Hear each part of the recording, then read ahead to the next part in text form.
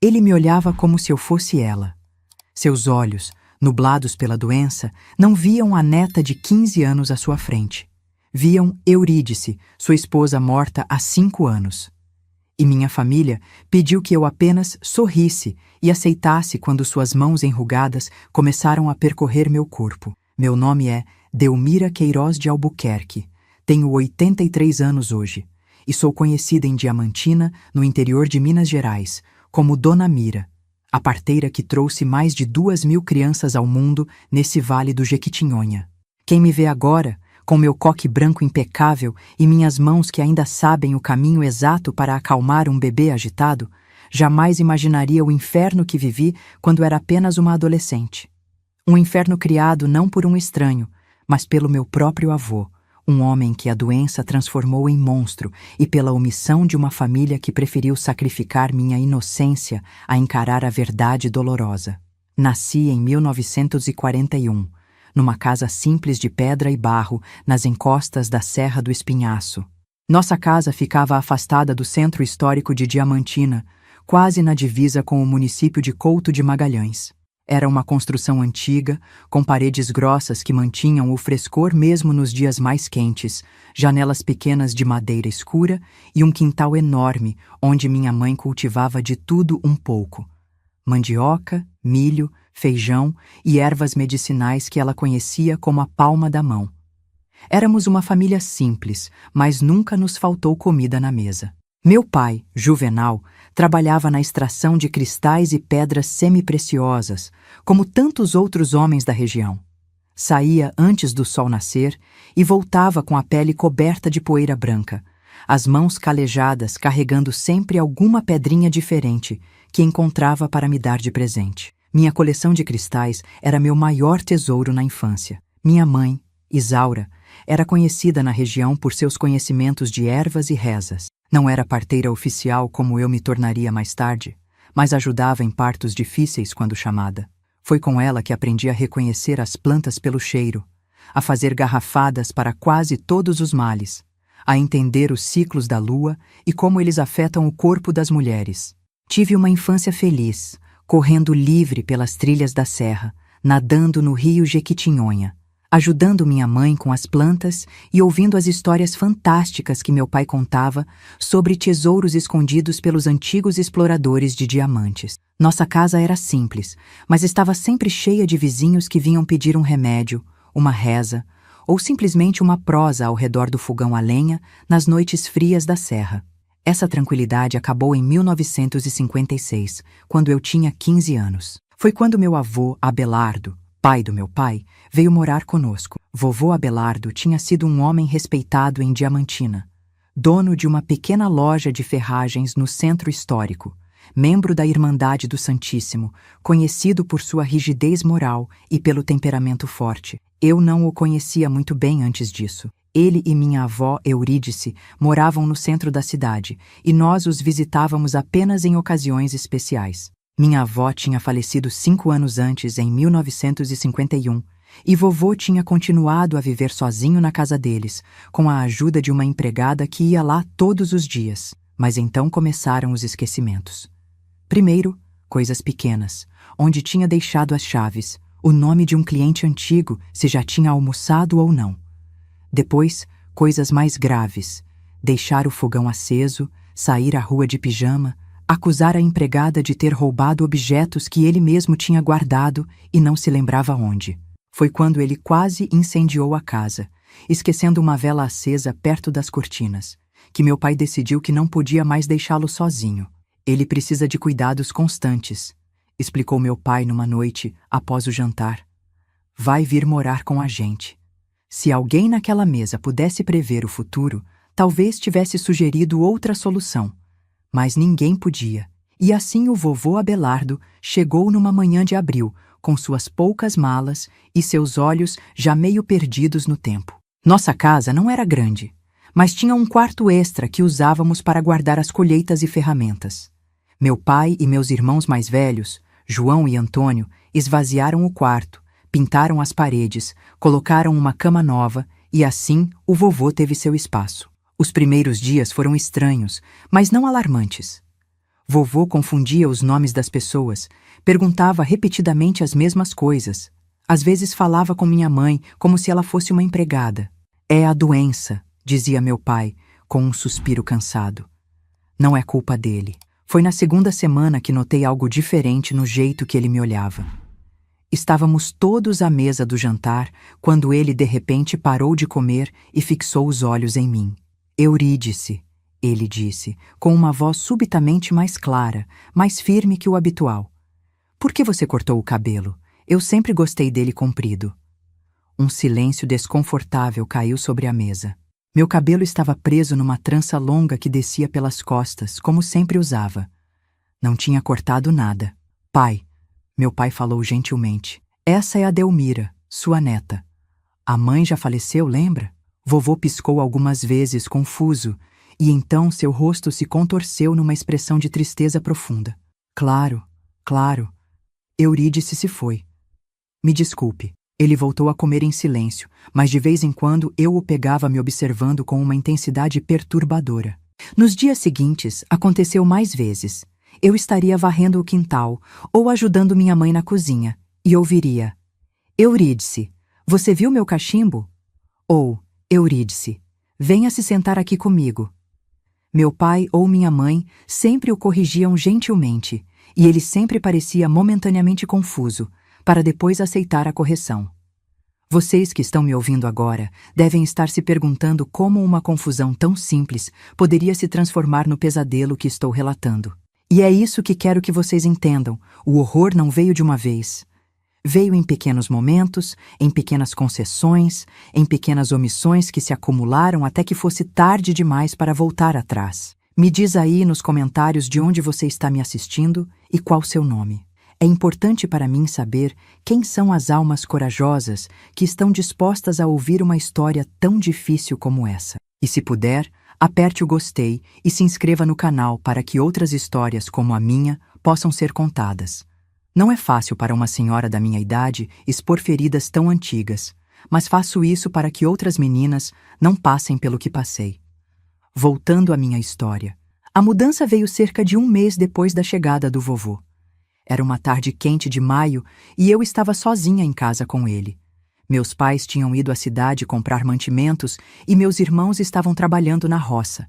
Eu preparava o almoço, picando legumes na cozinha, quando senti uma presença atrás de mim. Eurídice. A voz do vovô soou diferente.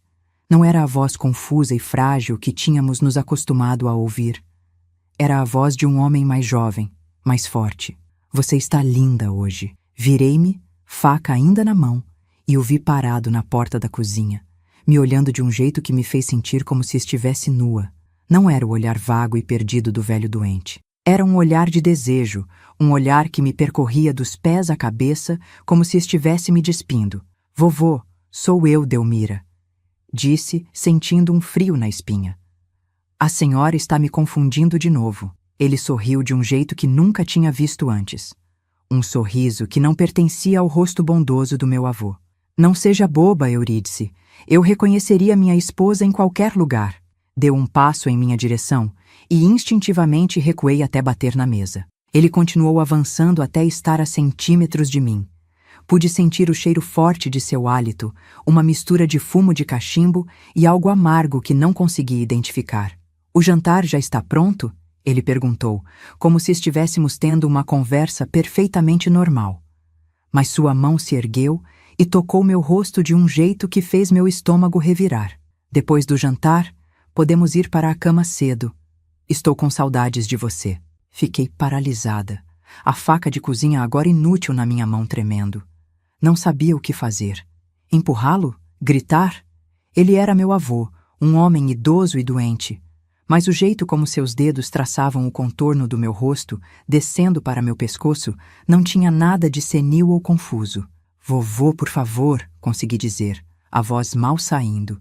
Eu não sou a vovó Eurídice, sou a Delmira, sua neta. Por um instante, algo pareceu mudar em seus olhos, uma lucidez momentânea, talvez. Ele piscou várias vezes e deu um passo para trás. Delmira? Murmurou confuso. Onde está Eurídice? A vovó faleceu há 5 anos, vovô, respondi, sentindo-me aliviada pelo momento de clareza.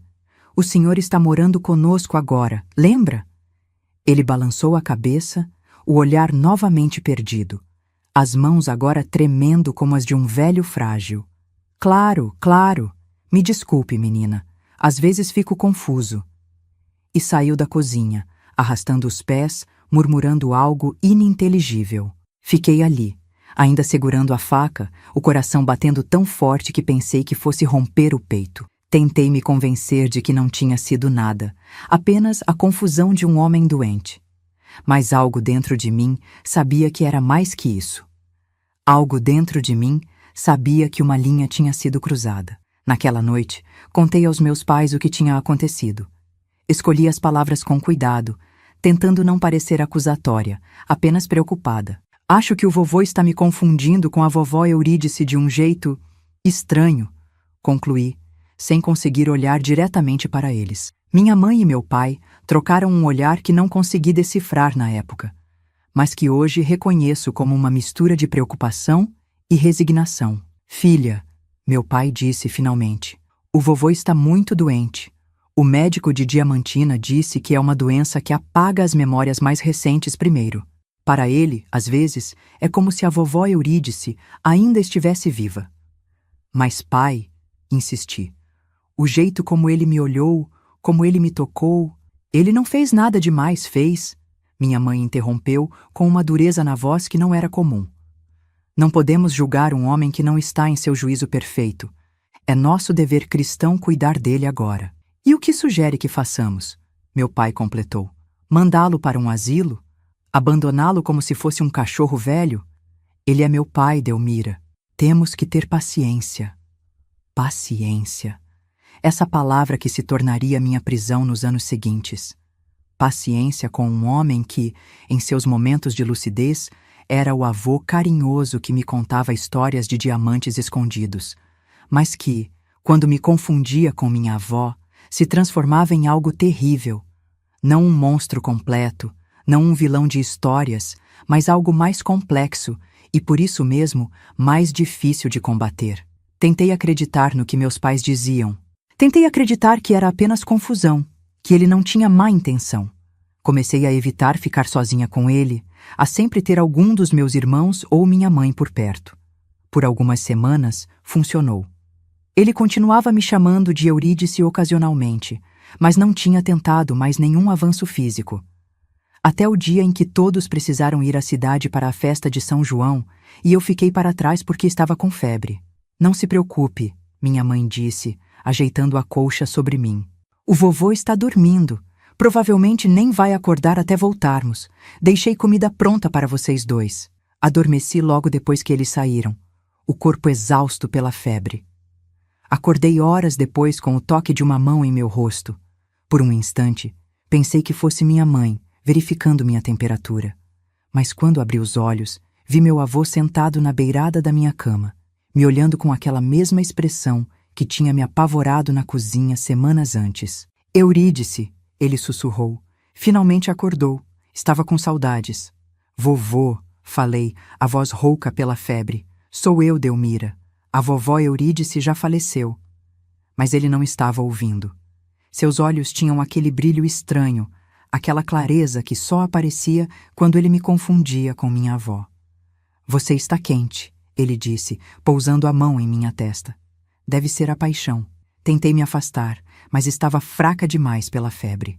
Ele interpretou meu movimento como um convite e se deitou ao meu lado na cama estreita. Lembra da nossa primeira noite juntos? Ele murmurou em meu ouvido. Você estava tremendo como uma folha, tão inocente. Suas mãos começaram a percorrer meu corpo por cima da camisola, e eu congelei. Não era como nas histórias que ouvimos sobre abuso, onde o monstro é claramente um monstro. Ele era meu avô, um homem que eu amava, que estava doente, que provavelmente nem sabia o que estava fazendo. Como eu poderia empurrá-lo? Como poderia gritar? Como poderia machucá-lo? Vovô, por favor, supliquei, as lágrimas escorrendo pelo rosto quente de febre.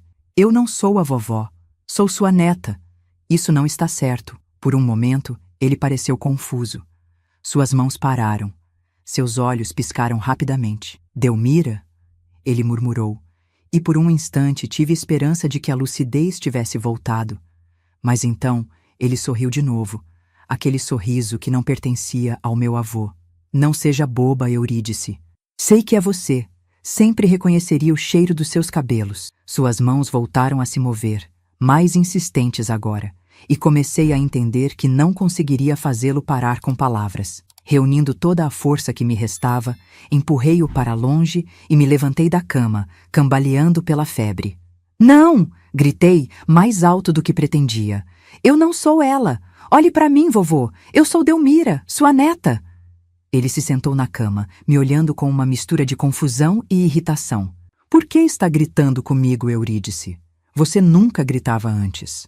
Porque eu não sou Eurídice, repeti, agarrando-me à porta para não cair. E o senhor não pode me tocar assim. É errado. Algo mudou em seu rosto. A irritação deu lugar a uma raiva que nunca tinha visto antes. Não me diga o que é certo ou errado, mulher. Ele rosnou, levantando-se também. Você é minha esposa, tenho direito. Saí correndo do quarto, tropeçando pelo corredor até a cozinha. Ele veio atrás, mais lento por causa da idade, mas determinado. Agarrei uma panela pesada que estava sobre o fogão e me virei para enfrentá-lo. Se chegar perto de mim, ameacei, a voz trêmula, vou acertá-lo com isso. Ele parou a alguns passos de distância, o rosto contorcido numa expressão que misturava raiva e confusão. O que aconteceu com você, Eurídice? Perguntou, e havia uma tristeza genuína em sua voz. Por que está me tratando assim? Antes que eu pudesse responder, a porta da frente se abriu, e minha mãe entrou, seguida pelo meu pai e meus irmãos. Pararam, surpresos com a cena que encontraram. Eu, em minha camisola, segurando uma panela como uma arma, e meu avô, parado no meio da cozinha, parecendo completamente perdido. O que está acontecendo aqui? Meu pai exigiu, olhando de mim para meu avô e de volta para mim. Ele tentou... Comecei, mas as palavras não saíam. Como explicar? Como fazer com que entendessem? A Eurídice está estranha hoje, meu avô disse, de repente parecendo pequeno e frágil novamente. Não me reconhece, está me ameaçando. Meu pai suspirou profundamente e se aproximou do meu avô, colocando um braço em volta de seus ombros. Pai, essa é a Delmira, sua neta. Vamos voltar para seu quarto, está bem? Enquanto meu pai levava meu avô, minha mãe se aproximou de mim. Coloquei a panela sobre a mesa e desabei numa cadeira, tremendo incontrolavelmente. O que aconteceu? Ela perguntou, sua voz agora mais suave. Entre soluços, contei tudo. Como ele tinha entrado no meu quarto, como tinha se deitado ao meu lado, como suas mãos tinham percorrido meu corpo. Minha mãe escutou em silêncio, o rosto cada vez mais pálido. Quando terminei, esperava que ela me abraçasse, que me prometesse que isso nunca mais aconteceria. Em vez disso, ela se sentou à minha frente e segurou minhas mãos nas dela. Delmira, ela disse, em voz baixa para que meus irmãos, que estavam na sala, não ouvissem. Você precisa entender que seu avô está muito doente. Ele realmente acredita que você é sua esposa nesses momentos. Não é culpa dele. Mas, mãe... Chorei, incrédula. Ele tentou... Ele ia... Ele não sabe o que está fazendo. Ela insistiu, apertando minhas mãos com força. É a doença. Não é ele. O vovô que você conhece, que te contava histórias, que te dava presentes, esse homem nunca faria mal a você. Então o que fazemos? Perguntei, sentindo um desespero crescente. Não posso ficar sozinha com ele. Não posso. Minha mãe suspirou e vi o peso de uma decisão impossível em seus olhos. Vamos tomar mais cuidado. Você não vai mais ficar sozinha com ele. E talvez seja melhor você não contrariá-lo diretamente quando ele estiver confuso. Apenas distraí-lo, mudar de assunto, até que a confusão passe. Não era a resposta que eu queria. Não era a proteção que eu precisava. Mas naquela época, naquele lugar, com o pouco que sabíamos sobre a doença que consumia a mente do meu avô, foi a única solução que minha família conseguiu encontrar. E assim começou um período de minha vida em que aprendi a arte de esquivar-me, de fazer-me invisível, de sempre ter uma desculpa para não estar onde meu avô estava. Aprendi a ler os sinais.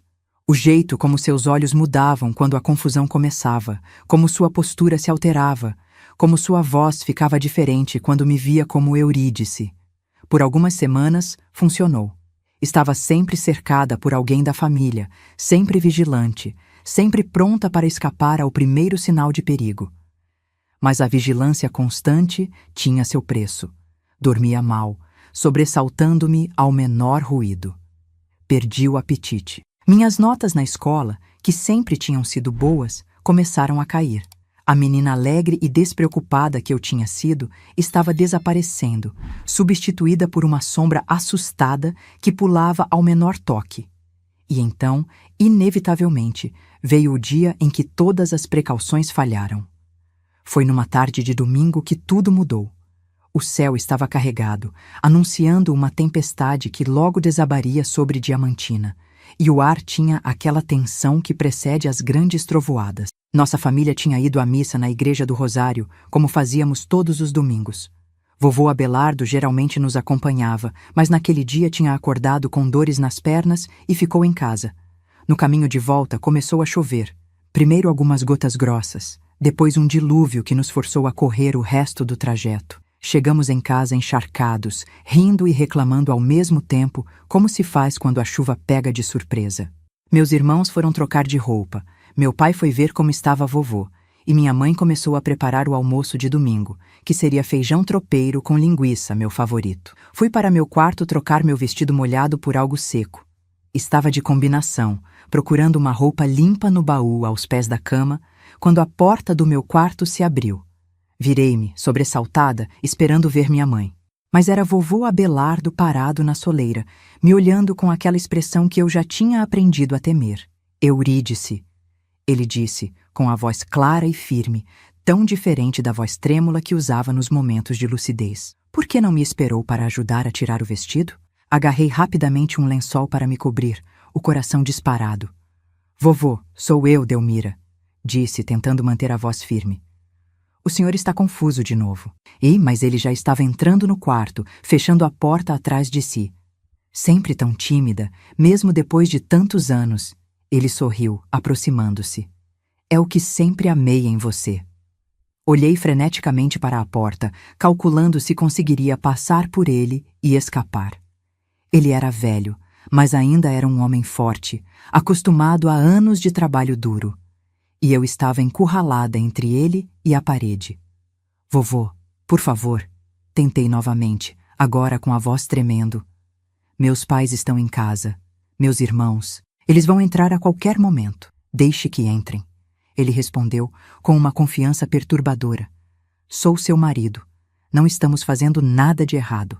Deu mais um passo em minha direção e tentei recuar, mas minhas costas já estavam contra a parede. Suas mãos, enrugadas mas ainda fortes, agarraram meus braços com uma força surpreendente. Vovô, não! Supliquei, as lágrimas já escorrendo pelo rosto. Sou sua neta. Isso é errado. Por favor. Por um instante, algo passou por seus olhos. Um lampejo de confusão, talvez até de reconhecimento. Mas então seu rosto endureceu. Não sei que jogo é esse que está jogando, Eurídice. Mas estou cansado dele. Você é minha esposa e vai cumprir seus deveres. Suas mãos subiram para meu pescoço, não para me estrangular, mas num gesto que era ao mesmo tempo carinhoso e controlador. Seus polegares traçaram minha garganta de um jeito que me fez querer vomitar. Foi quando a porta se abriu novamente e meu pai entrou no quarto. Pai, o que está fazendo aqui? Vovô Abelardo se virou, sem soltar meus braços, e respondeu com naturalidade. Estou com minha esposa, filho. Por que a surpresa? Meu pai empalideceu visivelmente, olhando de mim para seu pai e de volta para mim. Eu estava tremendo, o lençol mal cobrindo meu corpo, as lágrimas escorrendo livremente agora. Pai, meu pai disse com uma calma forçada. Essa é a Delmira, sua neta, minha filha. Não é a mamãe. Vovô olhou para mim, confuso, e então para meu pai novamente. Do que está falando, Juvenal? Claro que é sua mãe. Olhe para ela. Meu pai se aproximou lentamente, como quem se aproxima de um animal assustado. Vamos, pai. Venha comigo. Está na hora do seu remédio. Para meu alívio, vovô soltou meus braços e permitiu que meu pai o guiasse para fora do quarto. Antes de sair, meu pai me lançou um olhar que misturava preocupação, tristeza e algo mais. Vergonha, talvez. Desabei no chão assim que a porta se fechou, abraçando meus joelhos, tremendo incontrolavelmente. Alguns minutos depois, minha mãe entrou, carregando uma caneca de chá de camomila. Seu pai me contou o que aconteceu, ela disse, sentando-se ao meu lado e me oferecendo a caneca. Beba isso, vai acalmar seus nervos. Aceitei o chá com mãos trêmulas, mas não conseguia parar de chorar. Mãe, não posso mais. Ele não para. Está ficando pior. Minha mãe suspirou profundamente e vi lágrimas em seus olhos também. Eu sei, filha. Eu sei. O que vamos fazer? Perguntei, agarrando-me a essa admissão como a um salva-vidas. Ele não pode continuar aqui. Não é seguro. Ela ficou em silêncio por um longo momento, olhando para as próprias mãos. Não é tão simples, Delmira, disse finalmente. Não temos dinheiro para colocá-lo num asilo. E mesmo se tivéssemos, não há nenhum por perto. O mais próximo fica em Belo Horizonte. Então mandem-no para Belo Horizonte, exclamei, com mais força do que pretendia. Ele precisa de cuidados que não podemos dar. Com que dinheiro, filha? Ela respondeu, e havia uma dureza em sua voz que me surpreendeu. Você sabe quanto seu pai ganha na extração. Mal é suficiente para nos sustentar. Um asilo em Belo Horizonte custaria mais do que ganhamos em 6 meses. E quanto a mim? Perguntei, a voz baixa agora. Quanto custa o que estou passando? Vi a dor nos olhos da minha mãe, uma dor verdadeira, profunda. Ela estava presa numa escolha impossível, assim como eu. Vamos tomar mais cuidado, prometeu. Seu pai vai trancar o quarto do vovô à noite, e você nunca mais vai ficar sozinha com ele. Nunca. Queria acreditar nela. Desesperadamente queria acreditar que seria suficiente. Mas algo dentro de mim sabia que não seria. A doença estava progredindo, os momentos de confusão se tornando mais frequentes, mais longos, mais intensos. Na manhã seguinte, meu pai reuniu a família na sala. Minha mãe, meus irmãos João e Antônio e eu. Vovô ainda estava dormindo, sedado pelos remédios que o médico tinha receitado para acalmar os nervos. Precisamos falar sobre o que aconteceu ontem, meu pai começou, o rosto marcado por uma noite sem sono. A situação com o vovô está ficando complicada. Complicada? Interrompi, incapaz de conter minha indignação. Ele tentou me atacar, pai. Não é complicado, é perigoso. Meu irmão mais velho, João, que tinha 20 anos na época, franziu a testa. O que exatamente ele fez, Delmira? Ele te machucou? Senti meu rosto queimar. Como explicar? Como colocar em palavras o que tinha acontecido, o que quase tinha acontecido, o que eu temia que ainda fosse acontecer? Ele me confunde com a vovó Eurídice, disse finalmente, olhando para minhas mãos. E tenta me tratar como tratava a esposa dele. Um silêncio pesado caiu sobre a sala. Meu irmão mais novo, Antônio, de 17 anos, parecia genuinamente confuso. Não entendo, ele disse. O que isso significa? Significa que ele está doente. Meu pai interveio rapidamente. O Dr. Mendes de Diamantina disse que é uma doença que afeta a memória, que faz a pessoa confundir o passado com o presente. Vovô realmente acredita que Delmira é a vovó Eurídice nesses momentos. Então, ele não está fazendo por mal, concluiu João, como se isso resolvesse tudo. É a doença, não ele. Não importa se é por mal ou não, exclamei, levantando-me. O que importa é que não é seguro. Não é seguro para mim estar perto dele. Meu pai se levantou também, colocando as mãos nos meus ombros. Delmira, entendo que está assustada e prometo que vamos protegê-la. Mas preciso que entenda algo. Não podemos simplesmente mandá-lo embora. Ele é meu pai. É família. E eu? Perguntei, a voz quase um sussurro. Eu também sou família. Vi a dor nos olhos do meu pai. A dor de quem está sendo forçado a escolher entre 2 pessoas que ama. Vamos encontrar uma solução, ele prometeu. Vamos consultar o Dr. Mendes novamente, ver se há remédios mais fortes ou talvez alguma outra opção que não tenhamos considerado. Mas enquanto falava, vi algo em seus olhos que me disse que ele já sabia que não havia outra opção, que estávamos presos nesta situação impossível, pelo menos por enquanto. Nas semanas que se seguiram, minha família fez um esforço genuíno para me proteger. Meu quarto ganhou uma tranca, que eu usava religiosamente. Nunca ficava sozinha em casa com vovô. Sempre havia alguém comigo, geralmente minha mãe ou meu irmão Antônio, que tinha assumido a responsabilidade de vigiar o avô quando os outros estavam ocupados. O doutor Mendes, um homem idoso que era o único médico em Diamantina na época, aumentou a dosagem dos remédios que vovô tomava. Isso o deixava mais sonolento, menos propenso aos episódios de confusão, mas também menos como o avô que eu tinha conhecido e amado. Ele passava a maior parte do dia sentado na varanda, olhando para o nada, ocasionalmente murmurando nomes de pessoas que já não estavam mais conosco. Por um tempo, pareceu que tínhamos encontrado um equilíbrio precário.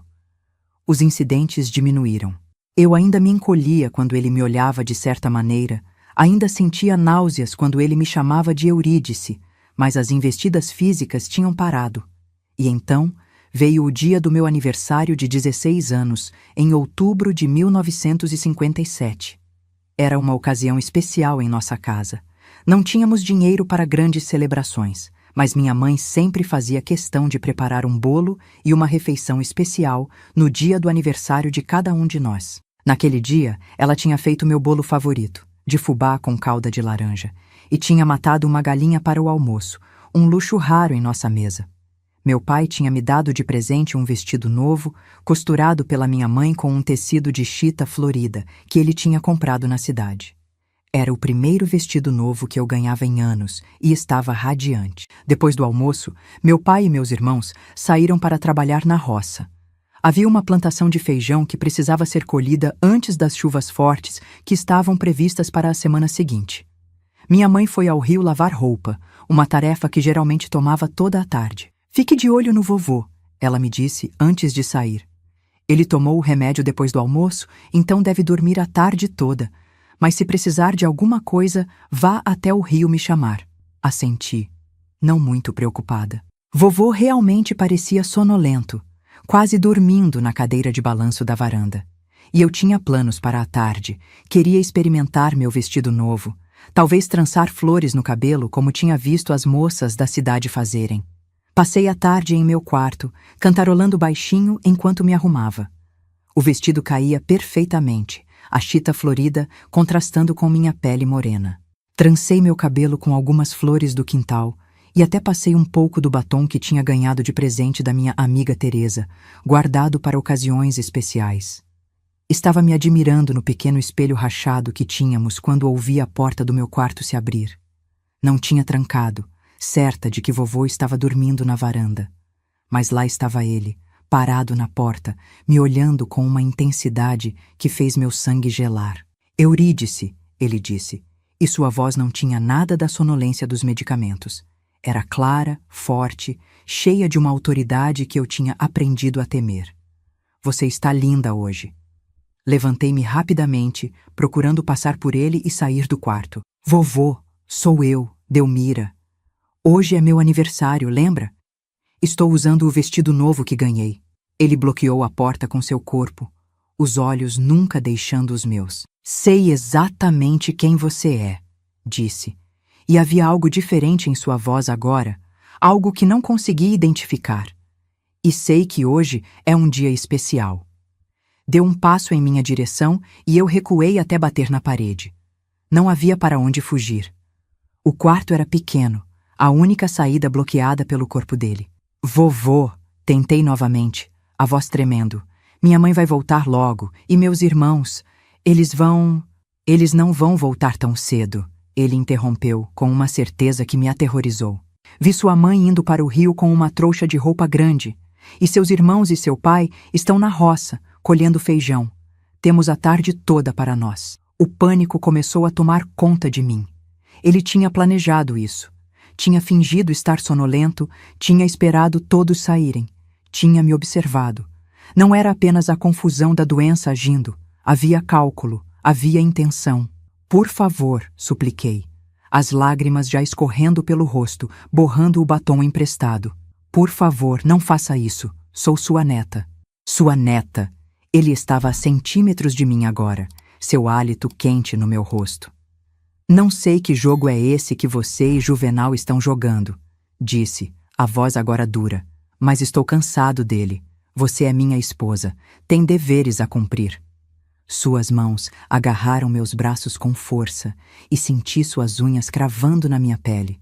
Tentei gritar, mas ele cobriu minha boca com uma das mãos, a outra ainda segurando meu braço. Não grite, ordenou, o rosto a centímetros do meu. Não há ninguém para ouvir de qualquer forma. Naquele momento, algo dentro de mim se quebrou. O medo deu lugar a uma raiva que nunca tinha sentido antes. Com toda a força que consegui reunir, mordi a mão que cobria minha boca, sentindo o gosto metálico de sangue. Ele gritou de dor e recuou, olhando incrédulo para a marca dos meus dentes em sua pele. Aproveitei o momento para tentar passar por ele e chegar à porta, mas ele foi mais rápido. Agarrou meu cabelo com força, puxando-me para trás com tanta violência que caí no chão. Vadia ingrata! Rosnou, com uma voz que não pertencia ao meu avô, ao homem que tinha me contado histórias, que tinha me dado pedrinhas coloridas quando eu era criança. Vou te ensinar a respeitar seu marido. O que aconteceu a seguir é algo que passei décadas tentando esquecer. Suas mãos rasgando o vestido novo que eu tinha ganhado naquele dia. Seu peso sobre mim, imobilizando-me, sua respiração ofegante, os olhos nublados não pela doença, mas por um desejo doentio. E a dor, física, sim, mas principalmente a dor de uma traição tão profunda, tão incompreensível, que partiu algo dentro de mim que nunca mais seria completamente reparado. Não sei quanto tempo durou, minutos ou uma eternidade. Quando finalmente terminou, ele se levantou, ajeitou as roupas e olhou para mim como se eu fosse um objeto quebrado, algo que tinha perdido o valor. Limpe-se, ordenou, a voz fria agora. Não quero que sua mãe te encontre assim e comece a fazer perguntas. E então saiu, fechando a porta atrás de si, deixando-me no chão, encolhida como um animal ferido. Não me lembro de muito do que aconteceu depois. Sei que em algum momento me arrastei até a bacia de água no canto do quarto e tentei me lavar, esfregando a pele até ficar vermelha, como se pudesse limpar não apenas as marcas físicas, mas a mancha que sentia em minha alma. Sei que queimei o vestido rasgado, incapaz de suportar a visão dele, e vesti uma roupa velha. Sei que quando minha mãe voltou do Rio, encontrou-me sentada na cama, olhando para o nada, incapaz de falar, de chorar, de sentir qualquer coisa. O que aconteceu? Ela perguntou, alarmada com meu estado. Delmira, o que houve? Onde está seu vestido novo? Não consegui responder. As palavras estavam presas na minha garganta, como se falar tornasse real o que tinha acontecido, como se nomear o horror o tornasse ainda mais insuportável. Foi só quando ela se aproximou e tocou meu rosto que as lágrimas finalmente vieram, não em soluços dramáticos, mas em um fluxo silencioso e constante, como se uma represa tivesse se rompido dentro de mim. Foi ele, não foi? Ela perguntou. E a resignação em sua voz me quebrou ainda mais. O que ele fez, Delmira? Me diga. Ele me confundiu com a vovó, consegui dizer finalmente, a voz quase inaudível. Mas não estava confuso, mãe. Ele sabia. De alguma forma, ele sabia. Ele esperou todos saírem. Ele planejou. Minha mãe empalideceu, suas mãos tremendo enquanto segurava as minhas. Ele te machucou? Perguntou, embora seus olhos já soubessem a resposta. Assenti, incapaz de dizer mais. Ela me abraçou então, apertando-me contra seu peito como fazia quando eu era pequena e tinha pesadelos. Mas esse pesadelo não acabaria ao acordar. Esse pesadelo tinha acabado de começar. Quando meu pai e meus irmãos voltaram da roça, minha mãe os esperava na varanda. Eu estava deitada em minha cama, enrolada como uma bola, o corpo dolorido, a mente entorpecida. Ouvi as vozes deles, primeiro em tons normais de conversa, depois a voz da minha mãe mais alta, insistente, depois meu pai, incrédulo, negando. Então silêncio, seguido por passos pesados na direção do quarto do vovô. O que aconteceu a seguir foram gritos. Meu pai, furioso como nunca o tinha ouvido antes, e vovô, primeiro confuso, depois defensivo. Ouvi o som de algo quebrando. Depois meus irmãos tentando separar os dois. Minha mãe chorando. Mais tarde, muito mais tarde, quando a casa finalmente tinha caído num silêncio pesado, meu pai veio ao meu quarto. Sentou-se na beirada da minha cama, o rosto marcado por lágrimas e por uma expressão que misturava raiva, culpa e uma dor tão profunda que me fez sentir culpada por ser a causa dela. Delmira, ele começou, a voz rouca. Eu não sei o que dizer. Não sei como pedir perdão por não ter te protegido. Não foi sua culpa, pai. Respondi automaticamente, as palavras saindo sem emoção, como se estivesse falando de outra pessoa, de uma história que tinha ouvido, não vivido. Foi sim, ele insistiu, as lágrimas escorrendo livremente agora. Eu deveria ter escutado você antes, deveria ter percebido o perigo, deveria ter...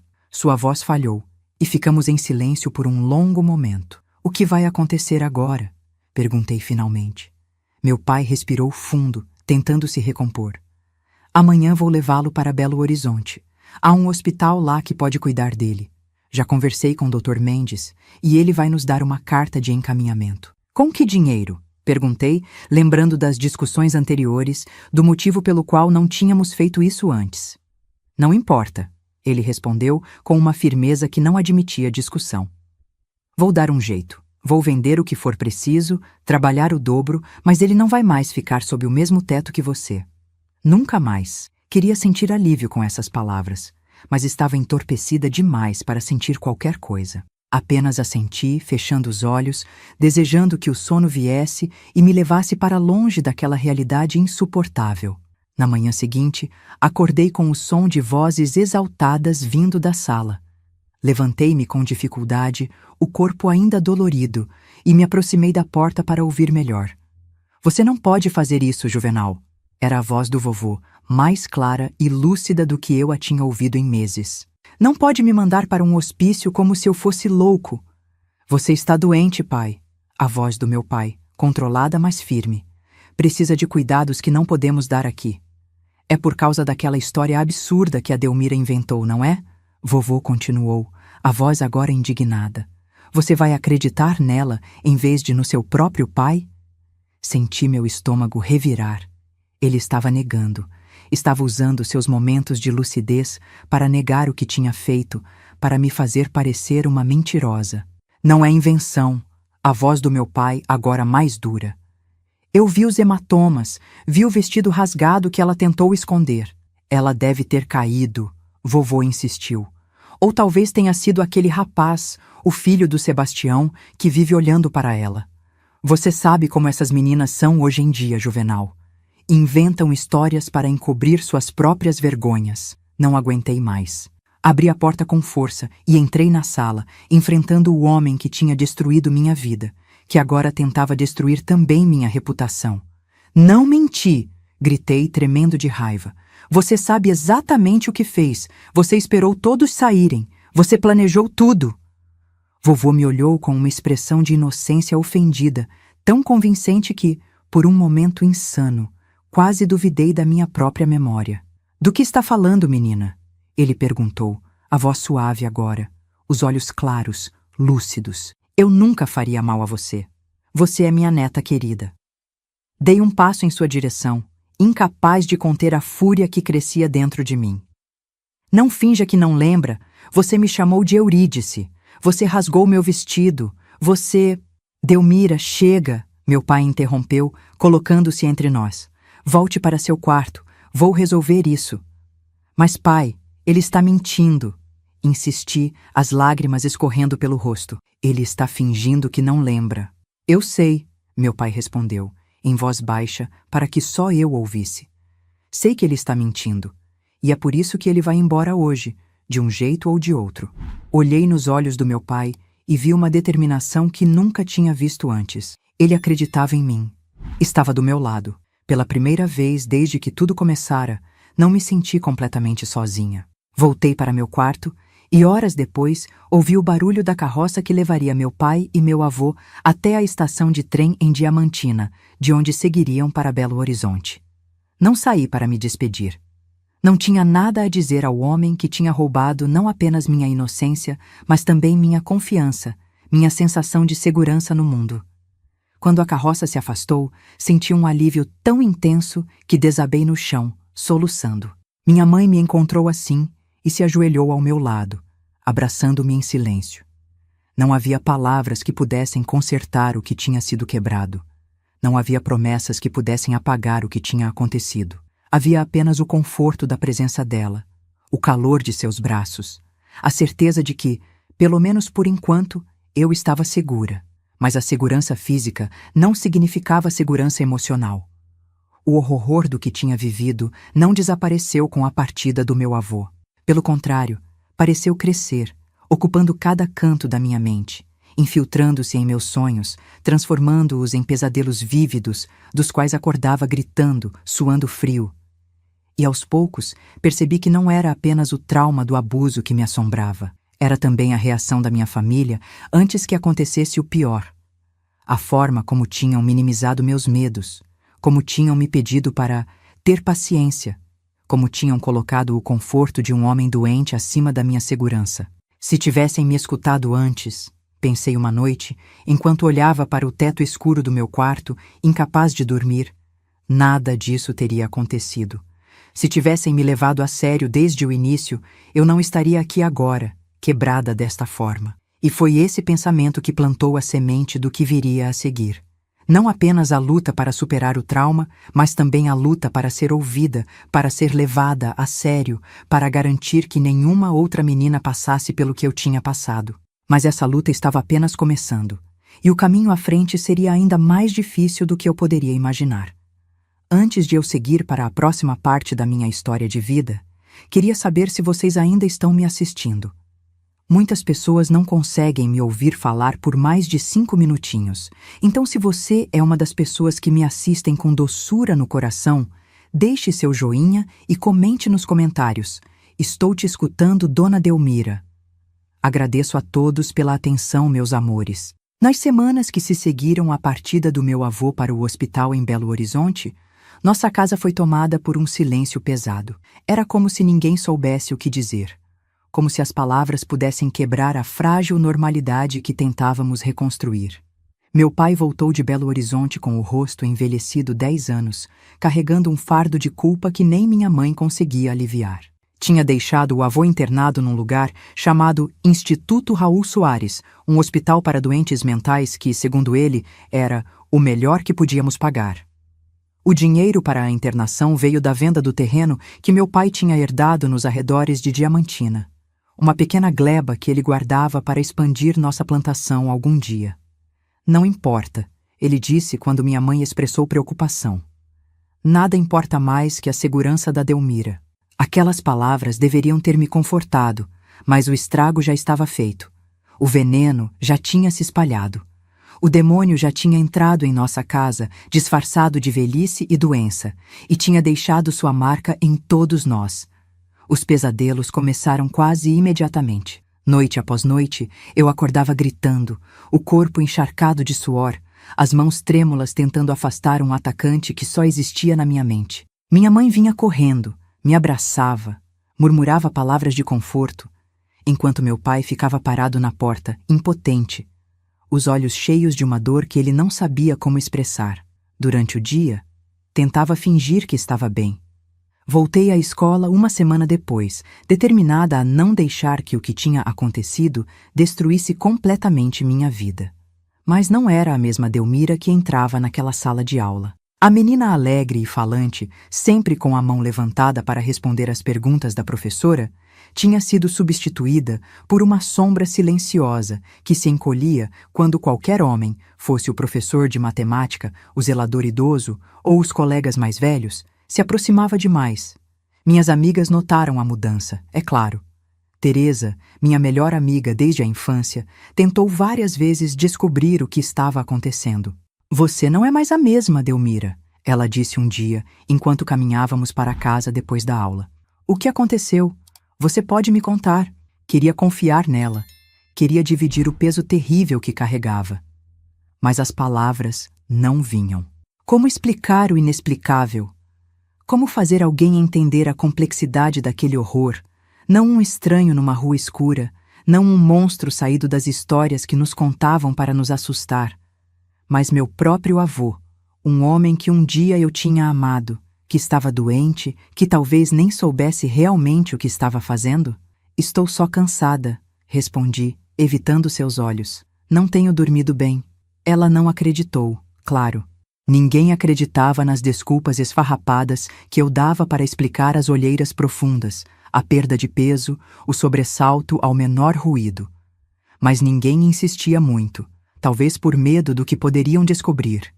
Em casa, a situação não era melhor. Meus irmãos, que sempre tinham sido barulhentos e brincalhões, agora mediam cada palavra, cada gesto, como se eu fosse feita de vidro e pudesse quebrar a qualquer momento. João, o mais velho, mal conseguia olhar para mim, carregando sua própria culpa por não ter estado lá para me proteger. Antônio, o mais novo, tentava às vezes me fazer rir com suas palhaçadas de sempre, mas seu sorriso nunca alcançava os olhos, que estavam sempre alertas, preocupados. Meu pai afundou no trabalho. Saía antes do amanhecer para a extração de cristais e só voltava depois do anoitecer, exausto demais para fazer mais que comer em silêncio e cair na cama. Aos domingos, quando normalmente descansava, encontrou um trabalho extra como carregador no mercado de Diamantina.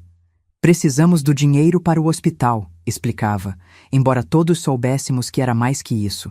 Era uma fuga, uma penitência, uma forma de não ter que encarar o que tinha acontecido sob seu teto. Minha mãe foi a única que tentou realmente me ajudar a lidar com o trauma. Nas noites em que os pesadelos eram piores, ela sentava na beirada da minha cama e cantava baixinho as mesmas canções de ninar da minha infância. Durante o dia, me incluía em suas tarefas. Colher ervas medicinais, preparar garrafadas, visitar mulheres grávidas que precisavam de seus conselhos. Era sua forma de me mostrar que a vida continuava, que ainda havia beleza e propósito no mundo. Mas mesmo com esses esforços, sentia-me cada vez mais isolada, cada vez mais distante de tudo e de todos. Era como se uma parede invisível tivesse sido erguida entre mim e o resto do mundo. Eu podia ver as pessoas do outro lado, podia ouvir suas vozes, mas não conseguia realmente me conectar, não conseguia sentir o que elas sentiam. Os meses passaram, as estações mudaram, o calor úmido do verão deu lugar às chuvas intensas do outono, depois ao frio cortante do inverno nas montanhas de Minas. E lentamente, quase imperceptivelmente, algo dentro de mim começou a mudar também. Não foi uma cura repentina, uma revelação dramática. Foi mais como um despertar gradual, um pequeno fogo de raiva e determinação que começou a queimar sob as cinzas do meu trauma.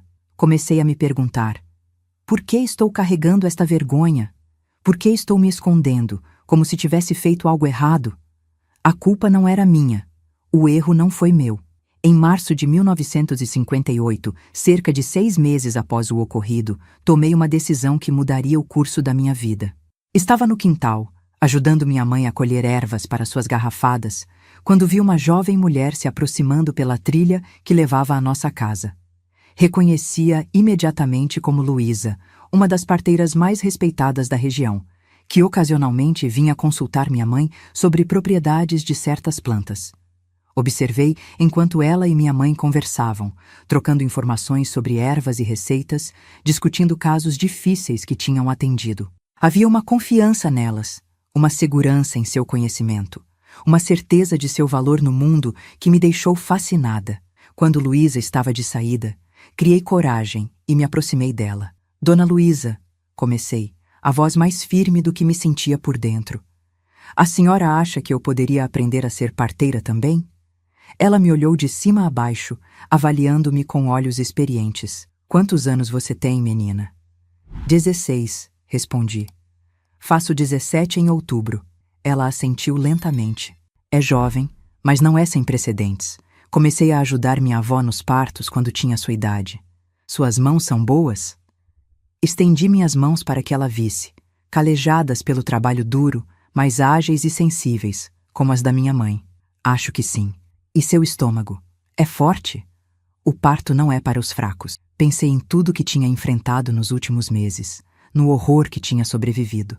Meu estômago é mais forte do que parece. Um sorriso breve cruzou seu rosto. Acredito. Há algo nos seus olhos, menina. Algo que só vi em mulheres que conheceram o sofrimento de perto. Ela fez uma pausa, considerando. Venha à minha casa no domingo depois da missa. Vamos ver do que você é feita. E assim começou meu aprendizado como parteira. Todo domingo, depois da igreja, eu caminhava até a casa de Dona Luísa, no centro de Diamantina. Lá, ela me ensinava sobre o corpo feminino, sobre as fases da gravidez, sobre os sinais do parto iminente. Me mostrava suas ferramentas, tesouras de prata para cortar o cordão umbilical, ervas para aliviar a dor, óleos para facilitar o nascimento.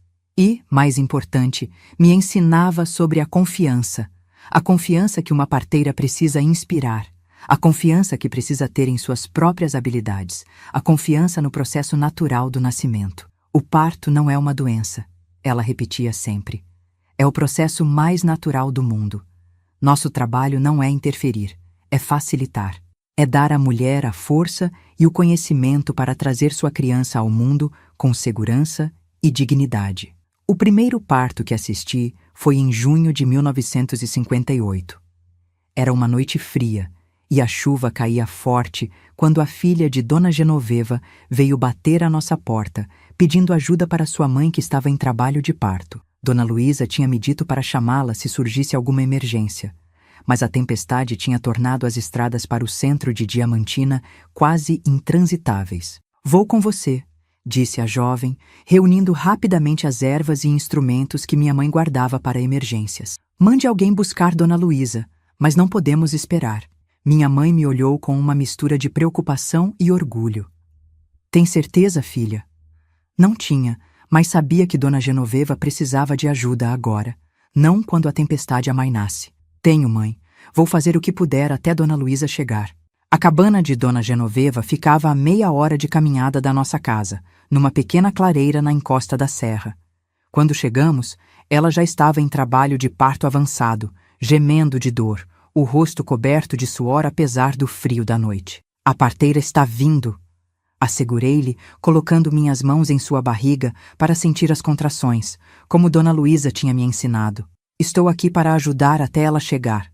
Nos olhos de Dona Genoveva vi medo, mas também confiança, não em mim, que era praticamente desconhecida para ela, mas no conhecimento que eu representava, na tradição de mulheres cuidando de mulheres que tinha existido por gerações naquelas montanhas. O parto foi rápido e sem complicações. Antes mesmo que Dona Luísa conseguisse chegar, eu já tinha ajudado a trazer ao mundo um menino saudável e robusto. Tinha cortado o cordão umbilical com as mãos tremendo, mas seguras. Tinha colocado a criança nos braços da mãe exausta, mas radiante. Quando Dona Luísa finalmente chegou, encharcada pela chuva e preocupada, encontrou-me limpando o sangue e os fluidos do parto, o bebê já mamando contentemente no peito da mãe. Parece que não precisavam de mim, afinal, ela comentou, examinando meu trabalho com olhos críticos, mas aprovadores. Você tem um dom, Delmira. Um verdadeiro dom. Aquela noite mudou algo fundamental dentro de mim. Pela primeira vez desde o abuso, senti que tinha um propósito, uma habilidade que poderia fazer diferença no mundo.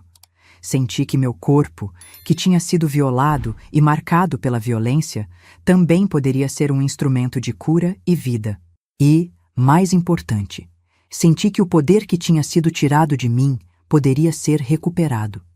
Não da mesma forma, nunca da mesma forma, mas de uma maneira nova, transformada pelo fogo da experiência.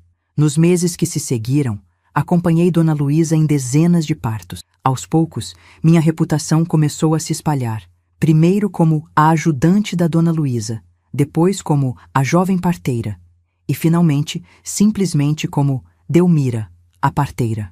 As mulheres da região começaram a me procurar diretamente, especialmente as mais jovens, que se sentiam mais à vontade comigo do que com as parteiras mais velhas e tradicionais. Minha família observava essa transformação com uma mistura de orgulho e preocupação. Minha mãe apoiava minha nova vocação incondicionalmente, frequentemente me acompanhando nos partos mais difíceis, compartilhando seu próprio conhecimento de ervas e remédios. Meu pai, embora orgulhoso do respeito que eu começava a conquistar na comunidade, temia que o trabalho fosse pesado demais para mim, que eu ainda não tivesse me recuperado completamente do trauma.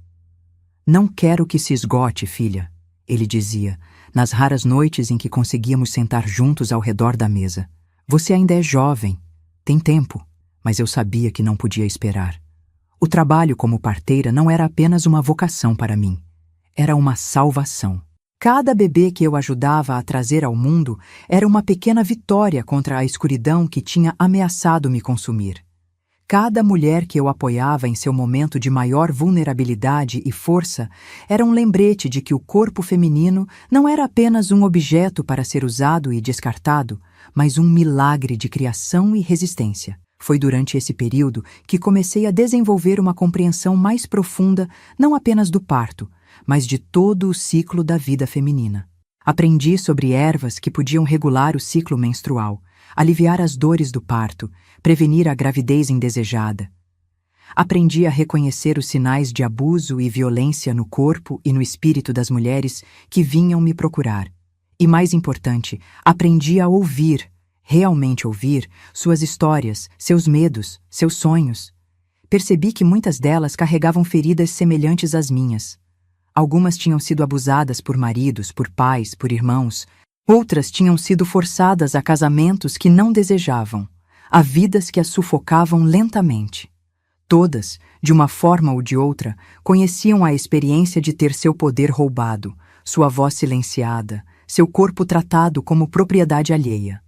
E aos poucos, quase sem perceber, meu trabalho como parteira começou a se expandir. Não era mais apenas sobre trazer crianças ao mundo.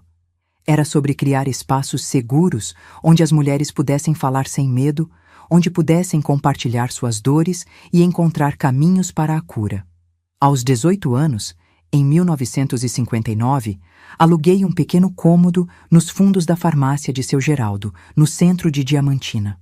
Não era muito, apenas espaço suficiente para uma mesa de exames, algumas prateleiras para minhas ervas e instrumentos e 2 cadeiras para conversas. Mas era meu, o primeiro espaço que eu poderia chamar verdadeiramente de meu, o primeiro lugar onde eu estabelecia minhas próprias regras. Casa das Mulheres.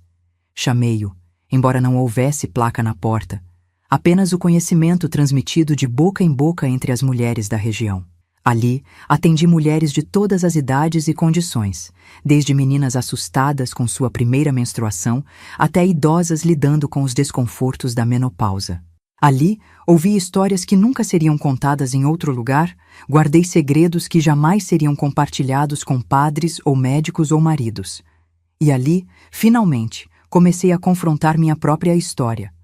Não de uma vez, não em grandes gestos dramáticos de catarse, mas lentamente, pedaço por pedaço, como quem desata um nó particularmente difícil. Percebi que parte do meu isolamento vinha da sensação de singularidade do meu trauma. Como se o que tinha acontecido comigo fosse tão único, tão específico, que ninguém jamais poderia realmente entender. Mas ouvindo as histórias das outras mulheres, comecei a ver padrões, conexões, um tecido maior de experiência feminina, do qual minha história era apenas um fio. Não significa que o trauma se tornou mais fácil de carregar. Algumas noites ainda acordava gritando, o corpo coberto de suor frio, a sensação de mãos enrugadas na minha pele tão vívida que precisava acender a lamparina para me certificar de que estava sozinha. Alguns dias ainda me encolhia instintivamente quando um homem passava muito perto na rua, ou quando ouvia uma voz masculina elevada em raiva. Alguns momentos ainda era tomada por uma onda de náusea tão forte que precisava parar o que estava fazendo e respirar fundo, contando lentamente até 10, para afastar a memória que ameaçava me engolir. Mas esses momentos foram se tornando menos frequentes, menos intensos. E, mais importante, comecei a desenvolver ferramentas para lidar com eles quando vinham. Respiração profunda, ervas calmantes que eu mesma preparava, rituais simples de limpeza e proteção que tinham tanto de psicologia quanto de espiritualidade. O trabalho na Casa das Mulheres cresceu rapidamente. Logo estava atendendo não apenas mulheres de Diamantina, mas também de vilas e fazendas dos arredores. Algumas viajavam dias para me ver, trazendo histórias de dores misteriosas que nenhum médico conseguia diagnosticar, de casamentos que eram prisões disfarçadas, de filhas que mostravam sinais perturbadores que elas temiam nomear. Para algumas, eu podia oferecer soluções práticas: ervas para regular o ciclo, técnicas para evitar a gravidez, remédios para aliviar dores crônicas. Para outras, tudo o que podia oferecer era um ouvido atento, uma compreensão que vinha não de livros ou teorias, mas de minha própria experiência vivida de trauma e recuperação. E para algumas, não muitas, mas algumas, ajudava a planejar fugas.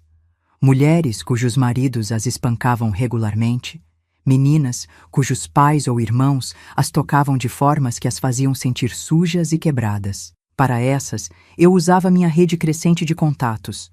Outras parteiras, freiras do convento nas montanhas, comerciantes que viajavam para cidades maiores para encontrar lugares seguros, novos começos, identidades diferentes, se necessário. Não era um trabalho sem riscos. Mais de uma vez, maridos furiosos vieram bater à porta da casa das mulheres, exigindo saber onde suas esposas tinham ido. Padres me criticavam do púlpito, não mencionando meu nome diretamente, mas falando contra aqueles que interferem no sagrado vínculo do matrimônio, ou que promovem práticas pagãs sob o disfarce de medicina popular. O médico da cidade, Dr. Mendes, me olhava com uma mistura de desprezo e curiosidade quando nos cruzávamos na rua, claramente ressentido pela preferência que muitas mulheres demonstravam por meus métodos mais naturais e respeitosos. Mas para cada voz que se levantava contra mim, havia dezenas de mulheres que sussurravam meu nome com gratidão, que defendiam meu trabalho, que me traziam presentes simples, um punhado de ovos frescos, um pedaço de tecido bordado, uma galinha gorda para o domingo. E foi esse apoio, essa rede invisível, mas poderosa, de solidariedade feminina, que me sustentou durante os anos mais difíceis. O mais doloroso, ironicamente, veio de onde eu menos esperava, de minha própria família. Não de minha mãe, que continuava sendo minha mais fervorosa apoiadora, mas de meu pai e meus irmãos, que começaram a se distanciar cada vez mais à medida que meu trabalho se tornava mais conhecido e controverso. Para meu pai, era a vergonha de ter uma filha que desafiava abertamente as expectativas tradicionais para uma jovem de boa família. Não é natural, ele dizia nas raras vezes em que tocávamos no assunto. Uma moça da sua idade deveria estar pensando em casar, em ter sua própria família, não em... Ele fazia um gesto vago com a mão, incapaz de nomear exatamente o que eu fazia, que tanto o perturbava. Para meus irmãos, era mais complexo. João, o mais velho, estava construindo sua própria reputação como comerciante respeitável em Diamantina, e minha crescente fama, ou infâmia, dependendo de quem falava, começava a afetar seus negócios.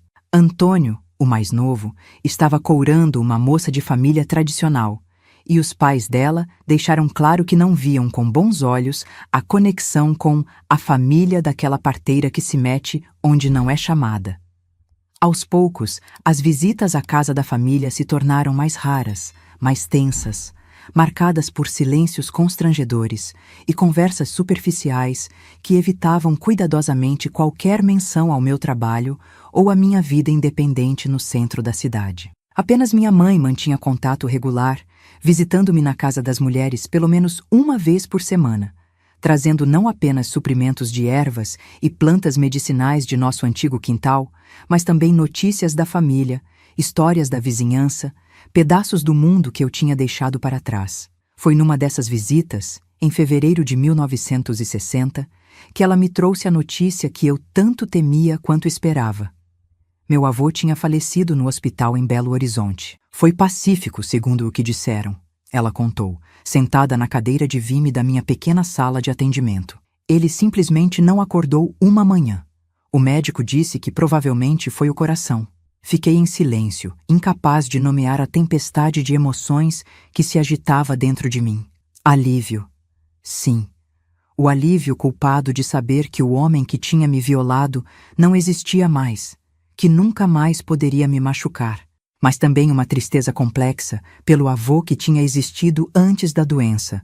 O homem que me contava histórias, que me dava pedrinhas coloridas, que tinha sido, à sua maneira limitada, amoroso. Seu pai quer que você vá ao funeral. Minha mãe continuou, estudando meu rosto com cuidado. Vai ser amanhã, no cemitério de Diamantina. A ideia de ficar diante do caixão do homem que tinha destruído minha adolescência, de ouvir o padre falar sobre sua vida exemplar, sua dedicação à família, sua fé inabalável, era insuportável. Mas também sabia que recusar seria uma ruptura final com meu pai, um corte que talvez nunca pudesse ser reparado. Não posso, mãe, respondi finalmente, a voz quase um sussurro. Entendo que o pai queira que eu esteja lá, que as aparências sejam mantidas. Mas não posso ficar diante daquele caixão e fingir luto por um homem que... Minha voz falhou, incapaz de completar a frase. Minha mãe assentiu, sem surpresa. Eu disse ao seu pai que você provavelmente não iria. Ele está magoado, mas acho que, no fundo, entende. Duvidava disso. Meu pai nunca tinha realmente entendido, ou talvez nunca tinha querido entender, a profundidade do trauma que eu carregava, a complexidade da minha relação com a memória do meu avô. Para ele, o assunto tinha sido encerrado quando o vovô foi mandado para o hospital. O problema tinha sido resolvido, a página virada, e agora todos deveríamos seguir em frente como se nada tivesse acontecido. Mas não funcionava assim. O trauma não respeitava a conveniência social. Não se conformava às expectativas de decoro e aparências. O trauma tinha sua própria lógica, seu próprio tempo, sua própria maneira de permanecer vivo muito depois que sua fonte tinha sido removida. E foi essa compreensão, essa consciência visceral, nascida da experiência de como o trauma molda e transforma uma vida, que se tornou a base mais profunda do meu trabalho com outras mulheres traumatizadas. Não era apenas o conhecimento técnico de ervas e massagens e técnicas de parto que me tornava eficaz. Era a capacidade de olhar nos olhos de uma mulher quebrada e dizer com total honestidade: eu sei, eu entendo. Eu também estive lá. E foi assim, através do isolamento e da dor, através da reconstrução lenta e imperfeita de minha própria vida, que encontrei um caminho não apenas para sobreviver, mas para transformar meu sofrimento em algo que pudesse ajudar outras a sobreviver também. Não uma cura completa, nunca isso, mas um propósito, uma direção, uma forma de extrair algum significado do horror sem sentido que tinha me sido imposto. Nos anos que se seguiram, essa direção se tornaria cada vez mais clara, esse propósito cada vez mais definido. Mas o caminho ainda seria longo. Ainda haveria muitas batalhas a serem travadas.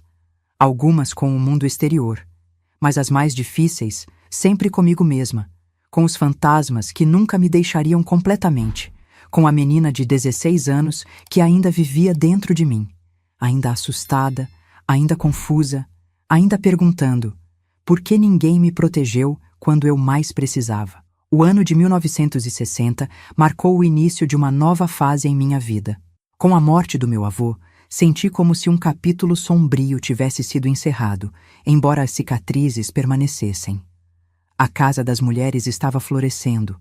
Meu nome já era conhecido em todo o Vale do Jequitinhonha, e eu tinha acabado de completar 19 anos, jovem demais para a responsabilidade que carregava, mas velha demais em experiência e dor.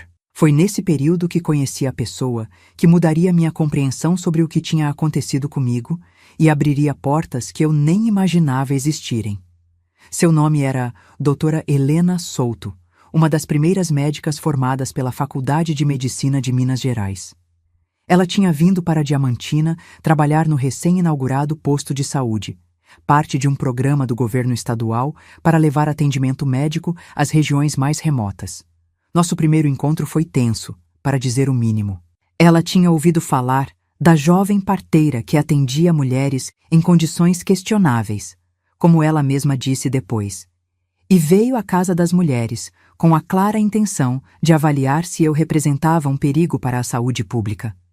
Lembro claramente da expressão em seu rosto quando entrou. Uma mistura de curiosidade e desconfiança, os olhos inteligentes por trás dos óculos de armação fina, observando cada detalhe do meu modesto consultório. Então você é a famosa Delmira, ela disse, sem estender a mão para um cumprimento. Ouvi muito sobre seu trabalho. E eu ouvi sobre o seu, doutora, respondi, mantendo a compostura apesar do nó no estômago. Médicos representavam autoridade, e a autoridade ainda me fazia tremer por dentro, mesmo que mantivesse o rosto sereno.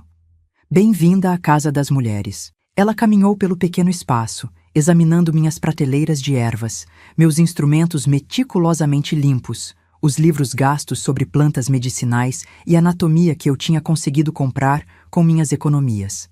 Pegou um frasco, cheirou seu conteúdo, arqueou uma sobrancelha. Artemísia, para regular o ciclo menstrual? Assenti, surpresa que ela reconhecesse a erva.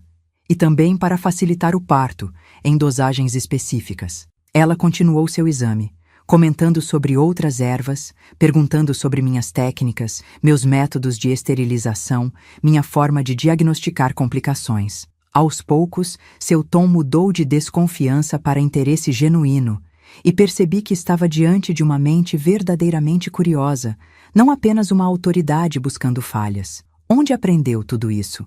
Ela perguntou finalmente, sentando-se na cadeira que normalmente ocupavam minhas pacientes. Não é o tipo de conhecimento que se encontra facilmente em livros. Com minha mãe, com Dona Luísa, a parteira mais velha da região, e com cada mulher que já atendi, respondi honestamente. Algumas coisas estão nos livros.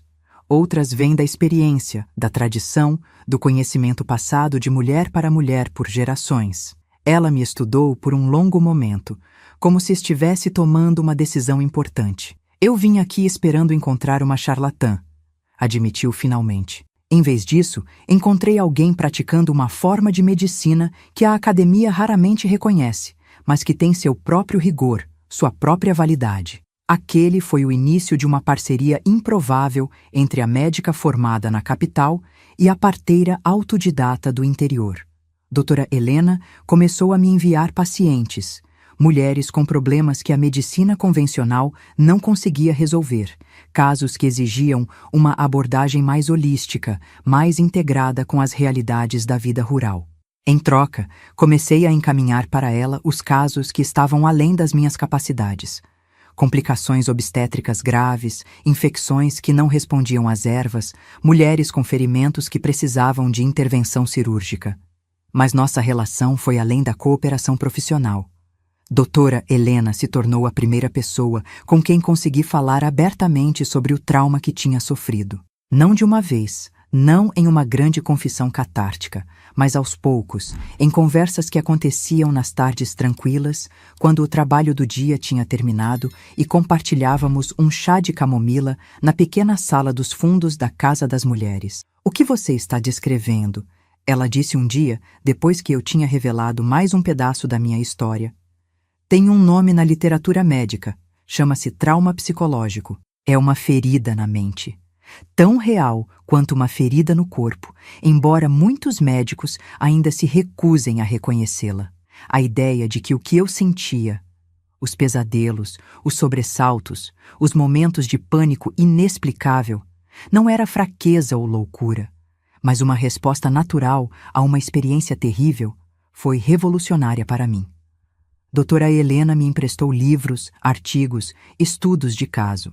Pela primeira vez, vi minha experiência refletida em termos que não me diminuíam, que não me culpavam, que ofereciam um caminho para a compreensão, senão para a cura completa. "Você não está sozinha nisso, Delmira", ela me disse em uma dessas tardes.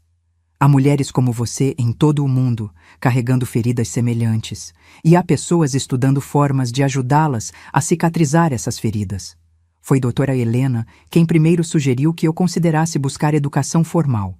"Você já sabe mais sobre o corpo feminino e o parto do que muitos médicos que conheço", ela argumentou. "Imagine o que poderia fazer com treinamento adequado, com acesso a recursos que agora não tem." A ideia parecia absurda a princípio. Eu, uma menina do interior que mal tinha completado o curso primário, frequentando uma faculdade? Mas a semente foi plantada e, ao longo dos meses seguintes, começou a germinar. Em julho de 1961, tomei uma decisão que chocou não apenas minha família, mas toda a comunidade de Diamantina. Anunciei que iria para Belo Horizonte para estudar enfermagem na Escola de Enfermagem Carlos Chagas, uma das mais respeitadas do país. A reação foi imediata e, em sua maioria, negativa. Meu pai, com quem eu mal falava desde o funeral do meu avô, veio à Casa das Mulheres pela primeira vez, o rosto vermelho de indignação. "Você perdeu o juízo?" ele questionou, a voz elevada o suficiente para que as mulheres na sala de espera pudessem ouvir. "Abandonar tudo que construiu aqui para ir estudar na capital? Com que dinheiro? Onde vai morar? E quem vai cuidar das mulheres daqui enquanto você brinca de ser moça da cidade?" Sua raiva não me surpreendeu, mas sua preocupação com as mulheres daqui me pegou desprevenida. Era a primeira vez que ele reconhecia, mesmo que indiretamente, a importância do trabalho que eu fazia. "Não é um capricho, pai", respondi, mantendo a voz calma, apesar do coração acelerado. Os confrontos com figuras de autoridade masculina ainda me deixavam em estado de alerta. Um reflexo condicionado pelo trauma que eu duvidava que algum dia desapareceria completamente. É uma oportunidade de aprender mais, de trazer conhecimentos novos para cá quando eu voltar. "Se voltar?" Ele corrigiu, o olhar duro. "A cidade grande muda as pessoas, Delmira. Você acha que vai querer voltar para este fim de mundo depois de provar a vida em Belo Horizonte?" Era uma preocupação legítima, percebi. Não apenas sobre minha partida, mas sobre meu possível não retorno. Sobre o medo de perder-me completamente, não apenas para a distância física, mas para um mundo tão diferente do nosso que eu me tornaria irreconhecível. "Vou voltar", prometi, e naquele momento realmente acreditava nisso. "Esta é minha casa, meu trabalho, minha missão. Quero apenas ter mais ferramentas para realizá-la melhor." Ele não parecia convencido, mas sua próxima pergunta foi prática, não emocional. "E o dinheiro?" "A escola não é gratuita, e Belo Horizonte é cara." "Consegui uma bolsa de estudos", respondi, incapaz de esconder o orgulho. "Doutora Helena me ajudou com a inscrição. E tenho economias suficientes para me manter no primeiro ano, até conseguir um trabalho para complementar." Ele me olhou por um longo momento, e algo em seu rosto mudou.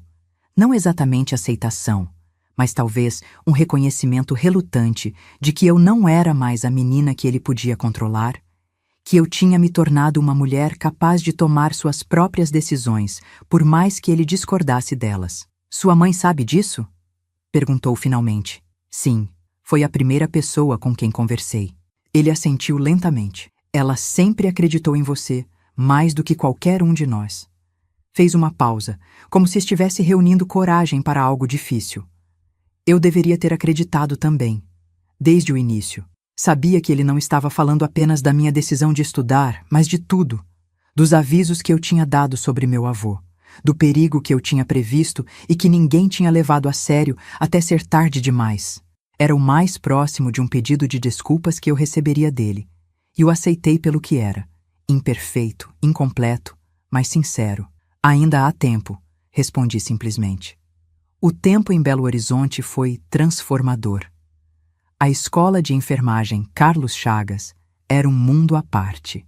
Edifícios modernos, professores renomados, laboratórios equipados com tecnologia que eu jamais tinha visto.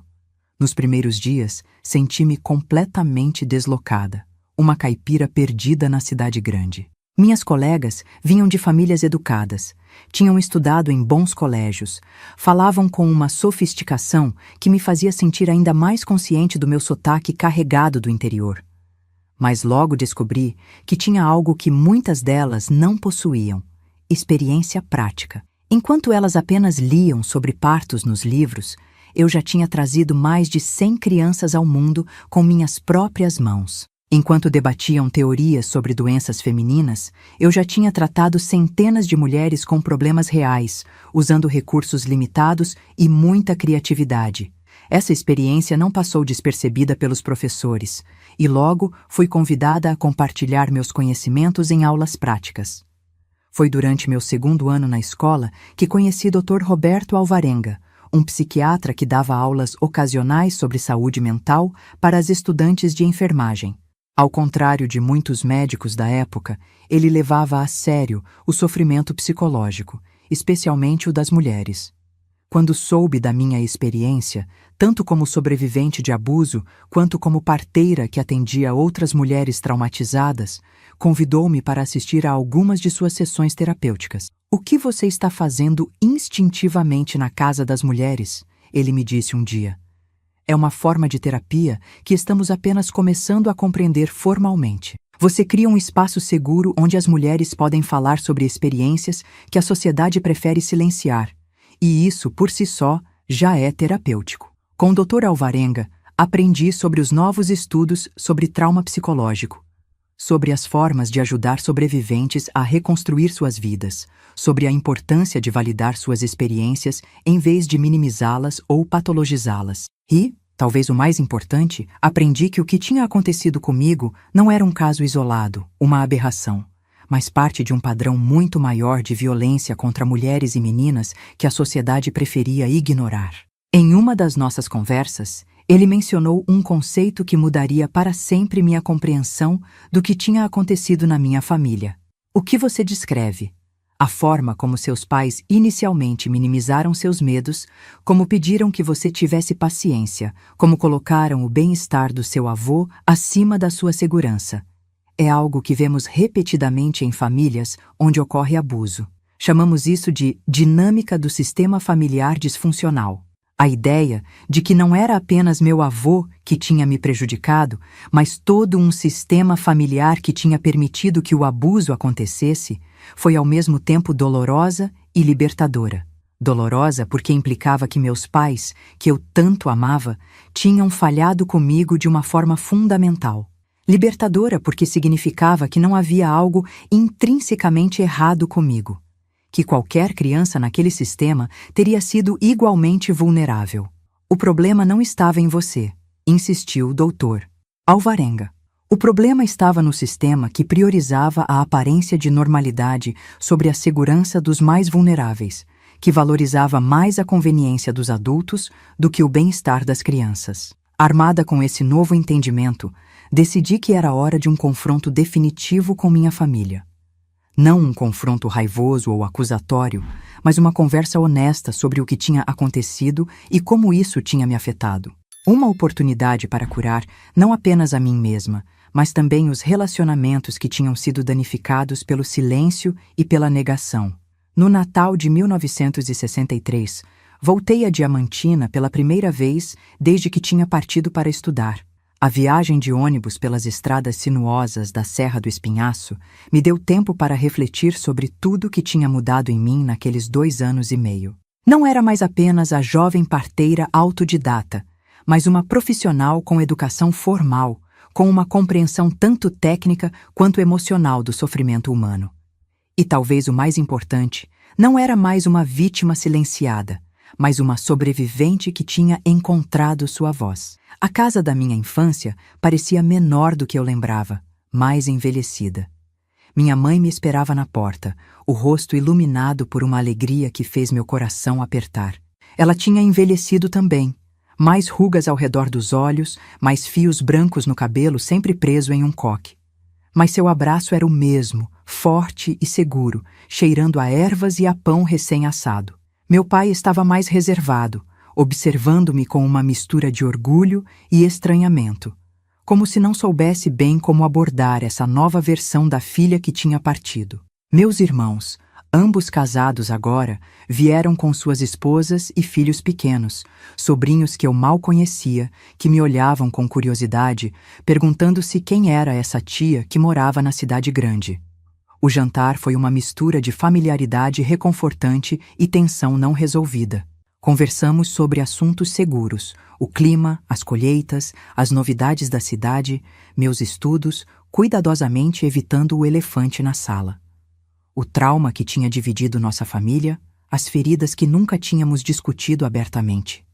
Foi só depois que as crianças foram colocadas para dormir, quando estávamos todos sentados na sala ao redor do pequeno presépio que minha mãe montava todos os anos, que encontrei coragem para falar o que tinha vindo dizer.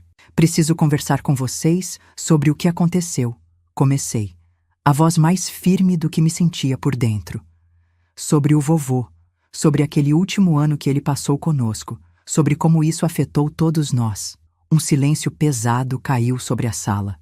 Minha mãe baixou os olhos, meu pai enrijeceu visivelmente, meus irmãos trocaram olhares desconfortáveis. Ninguém queria ter essa conversa, especialmente na noite de Natal. Mas eu sabia que, se não fosse agora, talvez nunca fosse. O que aconteceu comigo não foi apenas uma tragédia pessoal, continuei, escolhendo cuidadosamente as palavras. Foi o resultado de escolhas que todos nós fizemos, ou deixamos de fazer. Vocês escolheram ignorar os sinais porque era mais fácil, mais conveniente do que enfrentar a verdade terrível de que vovô representava um perigo para mim. Delmira, por favor, interrompeu meu pai, a voz tensa. É Natal. Não podemos deixar o passado no passado? Não, pai, respondi, mais firme agora. O passado nunca fica no passado quando não é enfrentado, quando não é reconhecido. Ele continua vivendo dentro de nós, envenenando nossos relacionamentos, impedindo-nos de realmente nos conhecermos. Sua irmã está certa, João, surpreendeu-me meu irmão mais velho, falando pela primeira vez. Fingimos por tempo demais que nada aconteceu. Achamos que, se não falássemos sobre isso, a dor desapareceria. Mas não desapareceu, apenas se enterrou mais fundo. A partir daí, as comportas se abriram. Meu irmão confessou a culpa que carregava por não ter me protegido, por ter sido conivente com o silêncio imposto por meu pai. Minha cunhada revelou que tinha sido abusada por um tio quando criança e que nunca tinha contado a ninguém até aquele momento. Minha mãe chorou, pedindo perdão por não ter agido antes, por não ter me levado para longe ao primeiro sinal de perigo. E meu pai, o mais resistente de todos, finalmente quebrou. Não conseguia acreditar, ele admitiu, a voz embargada. Não conseguia acreditar que meu próprio pai, o homem que me criou, que me ensinou tudo o que sei, poderia fazer algo tão terrível. Era mais fácil pensar que você estava exagerando, que era apenas um mal-entendido. E quando finalmente tive que encarar a verdade, o peso da culpa era insuportável. Como eu poderia olhar para você, sabendo que tinha falhado de forma tão fundamental em te proteger?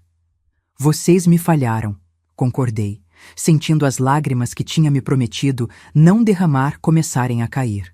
Mas também sei que vocês estavam presos em seu próprio sistema de crenças, em suas próprias limitações, e sei que, à sua maneira, vocês me amavam e queriam o melhor para mim. Aquela noite marcou o início de uma reconciliação que levaria anos para se completar. Não foi uma cura mágica, não apagou o passado, mas abriu um espaço para o diálogo honesto, para o reconhecimento do sofrimento, para a possibilidade de um novo tipo de relacionamento baseado não em silêncios cuidadosamente mantidos, mas em verdades corajosamente enfrentadas. Voltei para Belo Horizonte alguns dias depois, me sentindo simultaneamente esgotada e renovada. Algo tinha mudado dentro de mim. Não apenas em relação à minha família, mas em relação a mim mesma. Pela primeira vez, senti que não estava apenas sobrevivendo ao meu passado, mas começando a integrá-lo em uma narrativa maior de quem eu era e quem estava me tornando. Nos meses que se seguiram, essa integração se aprofundou. Meus estudos na escola de enfermagem, minhas sessões com Dr. Alvarenga, minhas correspondências regulares com Dra. Helena e com minha família, tudo isso contribuiu para uma compreensão mais completa, mais compassiva do que tinha acontecido comigo e de como poderia usar essa experiência não apenas para curar a mim mesma, mas para ajudar outras mulheres em seu próprio caminho de cura. E foi assim, através da busca por ajuda profissional, do confronto honesto com minha família e da descoberta de uma nova linguagem para entender meu trauma, que finalmente comecei a me libertar não apenas do horror do que tinha acontecido, mas também do silêncio e da vergonha que tinham sido quase tão prejudiciais quanto o abuso em si. A libertação completa ainda estava longe, é claro, mas os primeiros passos, os mais difíceis, já tinham sido dados. A libertação e reconstrução da minha vida. Quando me formei na Escola de Enfermagem Carlos Chagas em dezembro de 1964, aos 23 anos, estava diante de uma encruzilhada. Tinha ofertas para trabalhar em hospitais em Belo Horizonte, onde poderia construir uma carreira tradicional, com salário estável e perspectivas de crescimento. Mas meu coração me puxava de volta para Diamantina, para o Vale do Jequitinhonha, para as mulheres que tinham confiado em mim quando eu era apenas uma menina traumatizada, tentando encontrar propósito na dor. Você não precisa escolher, me disse doutora Helena, que tinha vindo de Diamantina especialmente para minha formatura. Pode trazer o melhor dos dois mundos, a sabedoria tradicional que aprendeu com as parteiras do vale e o conhecimento científico que adquiriu aqui. E foi exatamente o que decidi fazer. Em janeiro de 1965, voltei para Diamantina, não mais como a jovem parteira autodidata que tinha partido, mas como enfermeira Delmira Queiroz de Albuquerque, com diploma reconhecido pelo Ministério da Educação e uma visão ampliada do que poderia realizar. A Casa das Mulheres, que tinha sido mantida funcionando de forma limitada por Dona Luísa durante minha ausência, foi completamente reformada e ampliada. Com a ajuda de doutora Helena, consegui uma pequena subvenção do governo estadual para transformá-la em um centro de saúde da mulher. O primeiro do tipo no interior de Minas Gerais. Não abandonei as práticas tradicionais que tinham sido a base do meu trabalho inicial. As ervas medicinais, os banhos de assento, as massagens para facilitar o parto, mas integrei a elas técnicas e conhecimentos modernos. Esterilização adequada dos instrumentos, reconhecimento precoce de complicações, métodos contraceptivos mais eficazes. Era uma abordagem que respeitava tanto a sabedoria ancestral das parteiras quanto as descobertas da ciência médica contemporânea. Você construiu uma ponte, comentou o Dr. Alvarenga, que vinha ocasionalmente de Belo Horizonte para supervisionar o componente de saúde mental do centro. Uma ponte entre dois mundos que normalmente se veem como adversários. Essa ponte se estendeu também às minhas relações familiares. Meus pais, já envelhecendo, tornaram-se apoiadores entusiastas do meu trabalho. Meu pai, especialmente, passou por uma transformação notável, de crítico a defensor. Quando alguém na cidade questionava a propriedade de uma mulher solteira dirigir um centro de saúde, era ele quem se levantava para me defender, com uma ferocidade que surpreendia até a mim mesma. Minha filha salva vidas, ele dizia, com orgulho evidente na voz. O que o seu filho faz? Minha mãe, sempre minha aliada silenciosa, agora trabalhava ao meu lado no centro, ensinando às jovens enfermeiras que começavam a se juntar à nossa equipe o conhecimento tradicional de ervas e remédios naturais que ela tinha aprendido com sua própria mãe. Nosso relacionamento floresceu nessa parceria, mais forte e mais igual do que nunca tinha sido. Meus irmãos, inicialmente mais distantes, também se aproximaram gradualmente. João, o mais velho, agora um comerciante bem-sucedido, ajudou a estabelecer uma rede de distribuição para um sabonete medicinal que desenvolvemos no centro, feito com ervas locais, que ajudava a prevenir infecções pós-parto. Antônio, o mais novo, que tinha se tornado professor, trazia regularmente suas alunas adolescentes para palestras sobre saúde reprodutiva e autocuidado. Foi Antônio quem, em 1968, me apresentou a Mateus, um médico recém-formado que tinha vindo para Diamantina trabalhar no hospital regional. Alto, de pele morena e olhos gentis atrás de óculos de aros grossos, Mateus era diferente de qualquer homem que eu tinha conhecido. Inteligente sem ser arrogante, seguro sem ser dominador, respeitoso sem ser condescendente. Nosso relacionamento começou como uma colaboração profissional. Ele me encaminhava pacientes que precisavam de cuidados contínuos após a alta hospitalar. Eu encaminhava a ele casos que exigiam intervenção médica além das minhas capacidades. Aos poucos, a admiração profissional se transformou em amizade, e a amizade em algo mais profundo.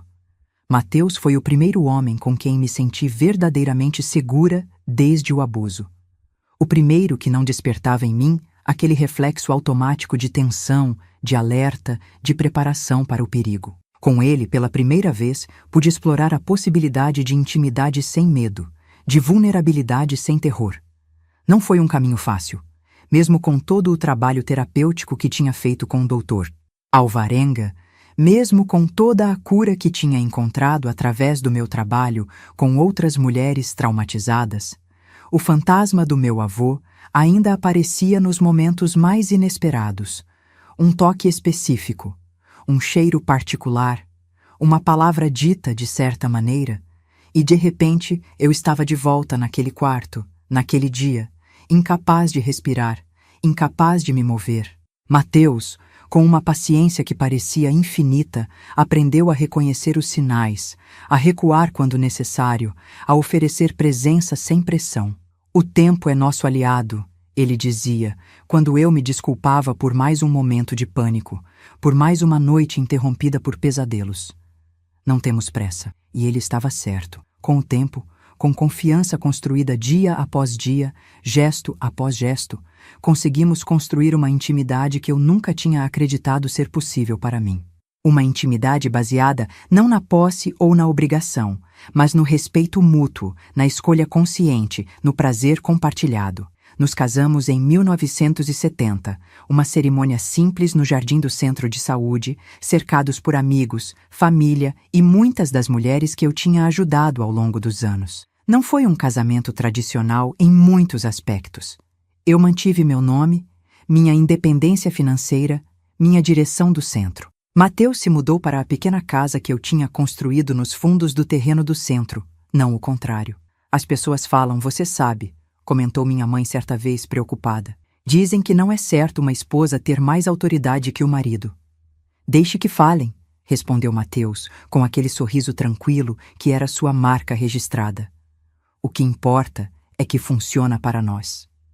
E funcionava, de formas que nem eu mesma tinha imaginado serem possíveis. Nossa parceria não era apenas pessoal, mas também profissional.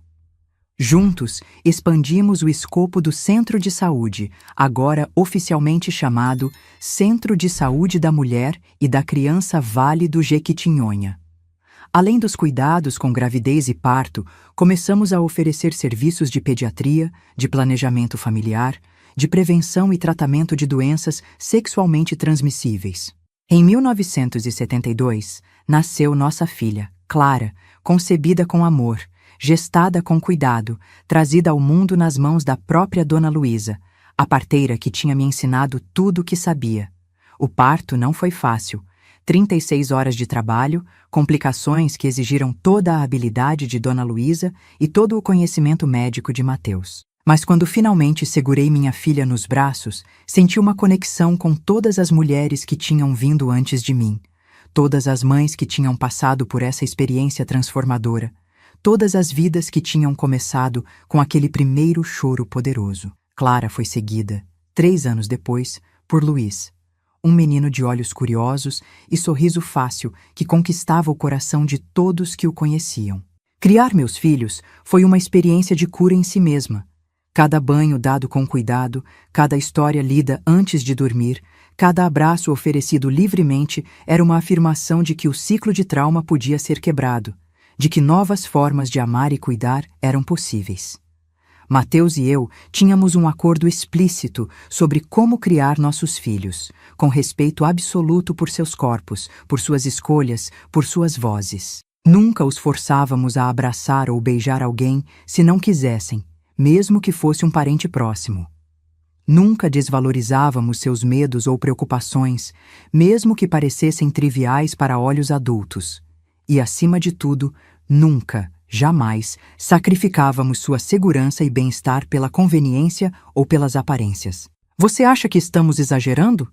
Perguntei a Mateus uma vez, depois que tínhamos recusado deixar Clara dormir na casa de uma família que não conhecíamos bem, apesar da insistência dela.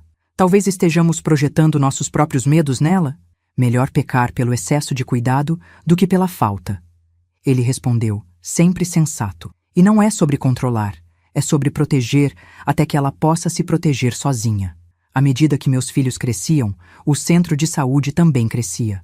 O que tinha começado como um pequeno consultório nos fundos de uma farmácia tornou-se um complexo de 3 edifícios, com uma equipe de enfermeiras, parteiras, um pediatra, Mateus, e uma psicóloga que vinha de Belo Horizonte 2 vezes por mês para atender casos mais complexos de trauma e depressão pós-parto. Em 1980, quando eu tinha 39 anos, fui convidada para dar uma palestra na Faculdade de Medicina da UFMG sobre a integração entre medicina tradicional e moderna no atendimento a comunidades rurais. Era a primeira vez que alguém como eu, Uma mulher do interior, sem formação médica formal, era convidada para falar em um fórum tão prestigioso. Você abriu portas que nem sabíamos que estavam fechadas, disse-me doutora Helena, agora diretora do Hospital Regional de Diamantina e uma das minhas mais antigas aliadas. Mostrou que o conhecimento não pertence apenas à academia, que a sabedoria pode vir de muitas fontes. A década de 1980 foi um período de reconhecimento e expansão do nosso trabalho. O Centro de Saúde foi usado como modelo para programas similares em outras partes do Brasil. Recebi prêmios do Ministério da Saúde, da Organização Pan-Americana de Saúde, de fundações internacionais preocupadas com a saúde das mulheres em comunidades rurais. Mas o reconhecimento mais significativo, para mim, veio das próprias mulheres do Vale do Jequitinhonha. As mulheres que viajavam dias para me ver, que confiavam a mim seus corpos, seus segredos, seus medos mais profundos. As mulheres que nomeavam suas filhas em minha homenagem, que me traziam os primeiros frutos de suas hortas, que defendiam fervorosamente o centro contra qualquer crítica. Você não é apenas uma parteira ou uma enfermeira para nós, disse-me uma vez Maria José, uma das primeiras mulheres que tinha ajudado quando ainda era uma menina de 16 anos, aprendendo com Dona Luísa. Você é um símbolo de que podemos ser mais do que o mundo diz que podemos ser, de que nossas vozes importam, de que nossas vidas têm valor. Essas palavras me tocaram mais profundamente do que qualquer prêmio ou reconhecimento formal. Porque, no fundo, era isso que eu sempre tinha desejado. Não apenas curar feridas físicas, mas ajudar a curar as feridas mais profundas da alma, as feridas que vêm de ser silenciada, desvalorizada e invisibilizada. À medida que envelhecia, comecei a pensar mais seriamente sobre o legado que deixaria. Minha filha Clara tinha seguido meus passos, formando-se em enfermagem e especializando-se em obstetrícia. Meu filho Luiz tinha escolhido um caminho diferente, a advocacia com foco nos direitos das mulheres e crianças. Ambos, à sua maneira, estavam continuando o trabalho que eu tinha começado, mas sabia que precisava fazer mais, alcançar mais longe. Em 1990, aos 49 anos, fundei a Escola de Parteiras Tradicionais do Vale do Jequitinhonha, um programa de treinamento que combinava o conhecimento ancestral das parteiras da região com técnicas modernas de asepsia, identificação de riscos e primeiros socorros. A escola, funcionando nas instalações do Centro de Saúde, atraiu mulheres de todo o Nordeste e Centro-Oeste do Brasil. Algumas jovens, recém-saídas do ensino médio, outras mais velhas, parteiras experientes buscando atualizar seus conhecimentos. Você está criando um exército, brincou Mateus, observando o pátio cheio de mulheres de todas as idades, cores e origens, unidas pelo desejo de servir suas comunidades. Um exército de cuidadoras. Ele estava certo, embora eu preferisse pensar nelas como uma rede, uma teia de apoio se estendendo por regiões onde médicos raramente chegavam, onde hospitais eram luxos distantes, onde mulheres ainda morriam regularmente de complicações perfeitamente preveníveis durante o parto. As décadas seguintes trouxeram mudanças, algumas bem-vindas, outras dolorosas. Em 1995, Mateus sofreu um ataque cardíaco enquanto atendia uma criança com pneumonia grave no hospital. Sobreviveu, mas ficou com limitações que o obrigaram a reduzir drasticamente seu trabalho clínico. Em 1998, minha mãe, que tinha sido meu pilar de apoio por tantos anos, faleceu pacificamente em seu sono, aos 82 anos. Em 2003, meu pai a seguiu, aos 89, resmungando até o fim sobre os políticos incompetentes e o preço absurdo do café. Cada perda foi um lembrete da fragilidade da vida, da importância de viver plenamente, conscientemente, com propósito.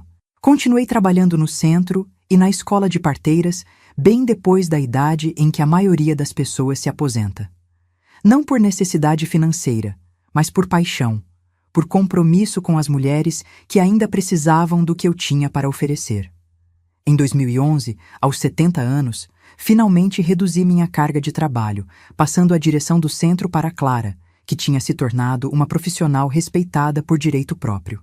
Não me aposentei completamente. Ainda atendia alguns casos, ainda dava aulas na escola de parteiras, ainda participava de conferências e workshops quando convidada. Mas passei a dedicar mais tempo a outras paixões: a jardinagem, a escrita de minhas memórias, a companhia tranquila de Mateus, agora também em semi-aposentadoria. Foi nessa fase mais contemplativa da vida que comecei a refletir mais profundamente sobre a jornada que tinha percorrido. Da menina traumatizada que eu tinha sido à mulher que me tornei. Do horror indescritível que tinha vivido ao propósito e significado que tinha encontrado.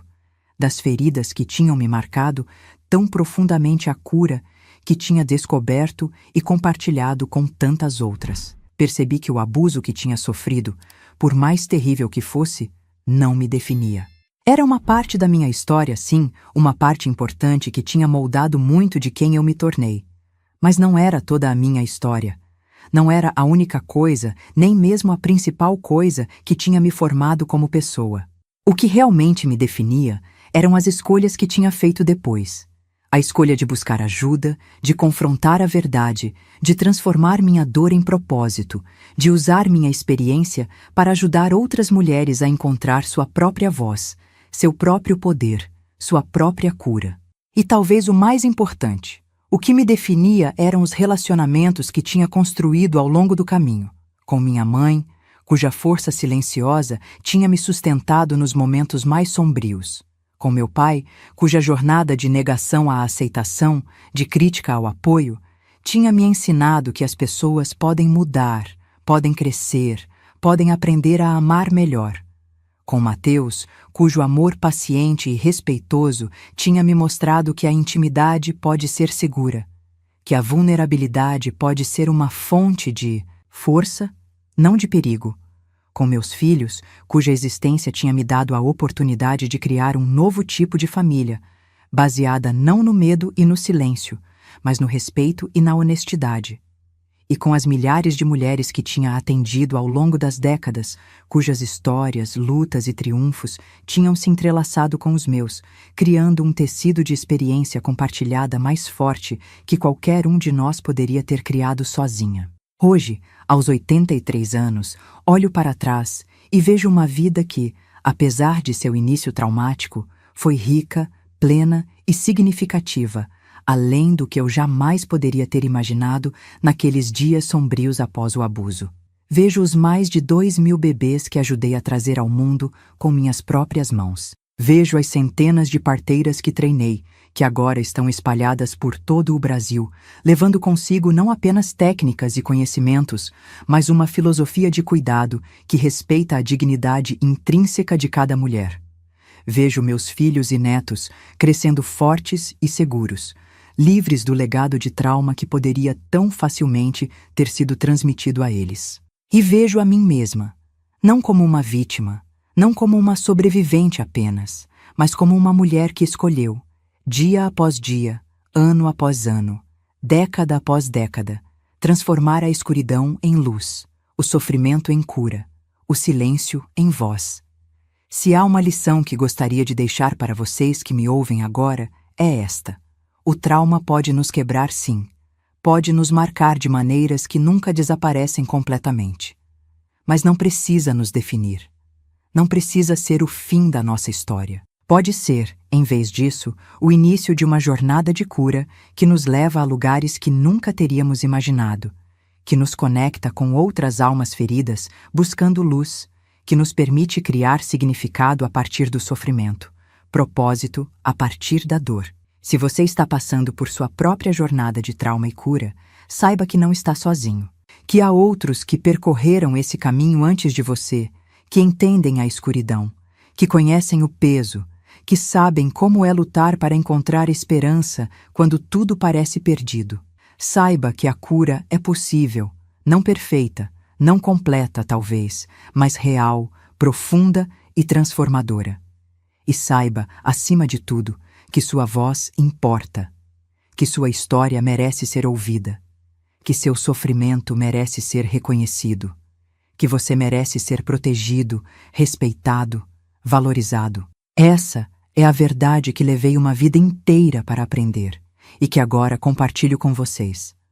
Somos mais fortes do que imaginamos, mais resilientes do que podemos acreditar, mais capazes de cura do que ousamos esperar.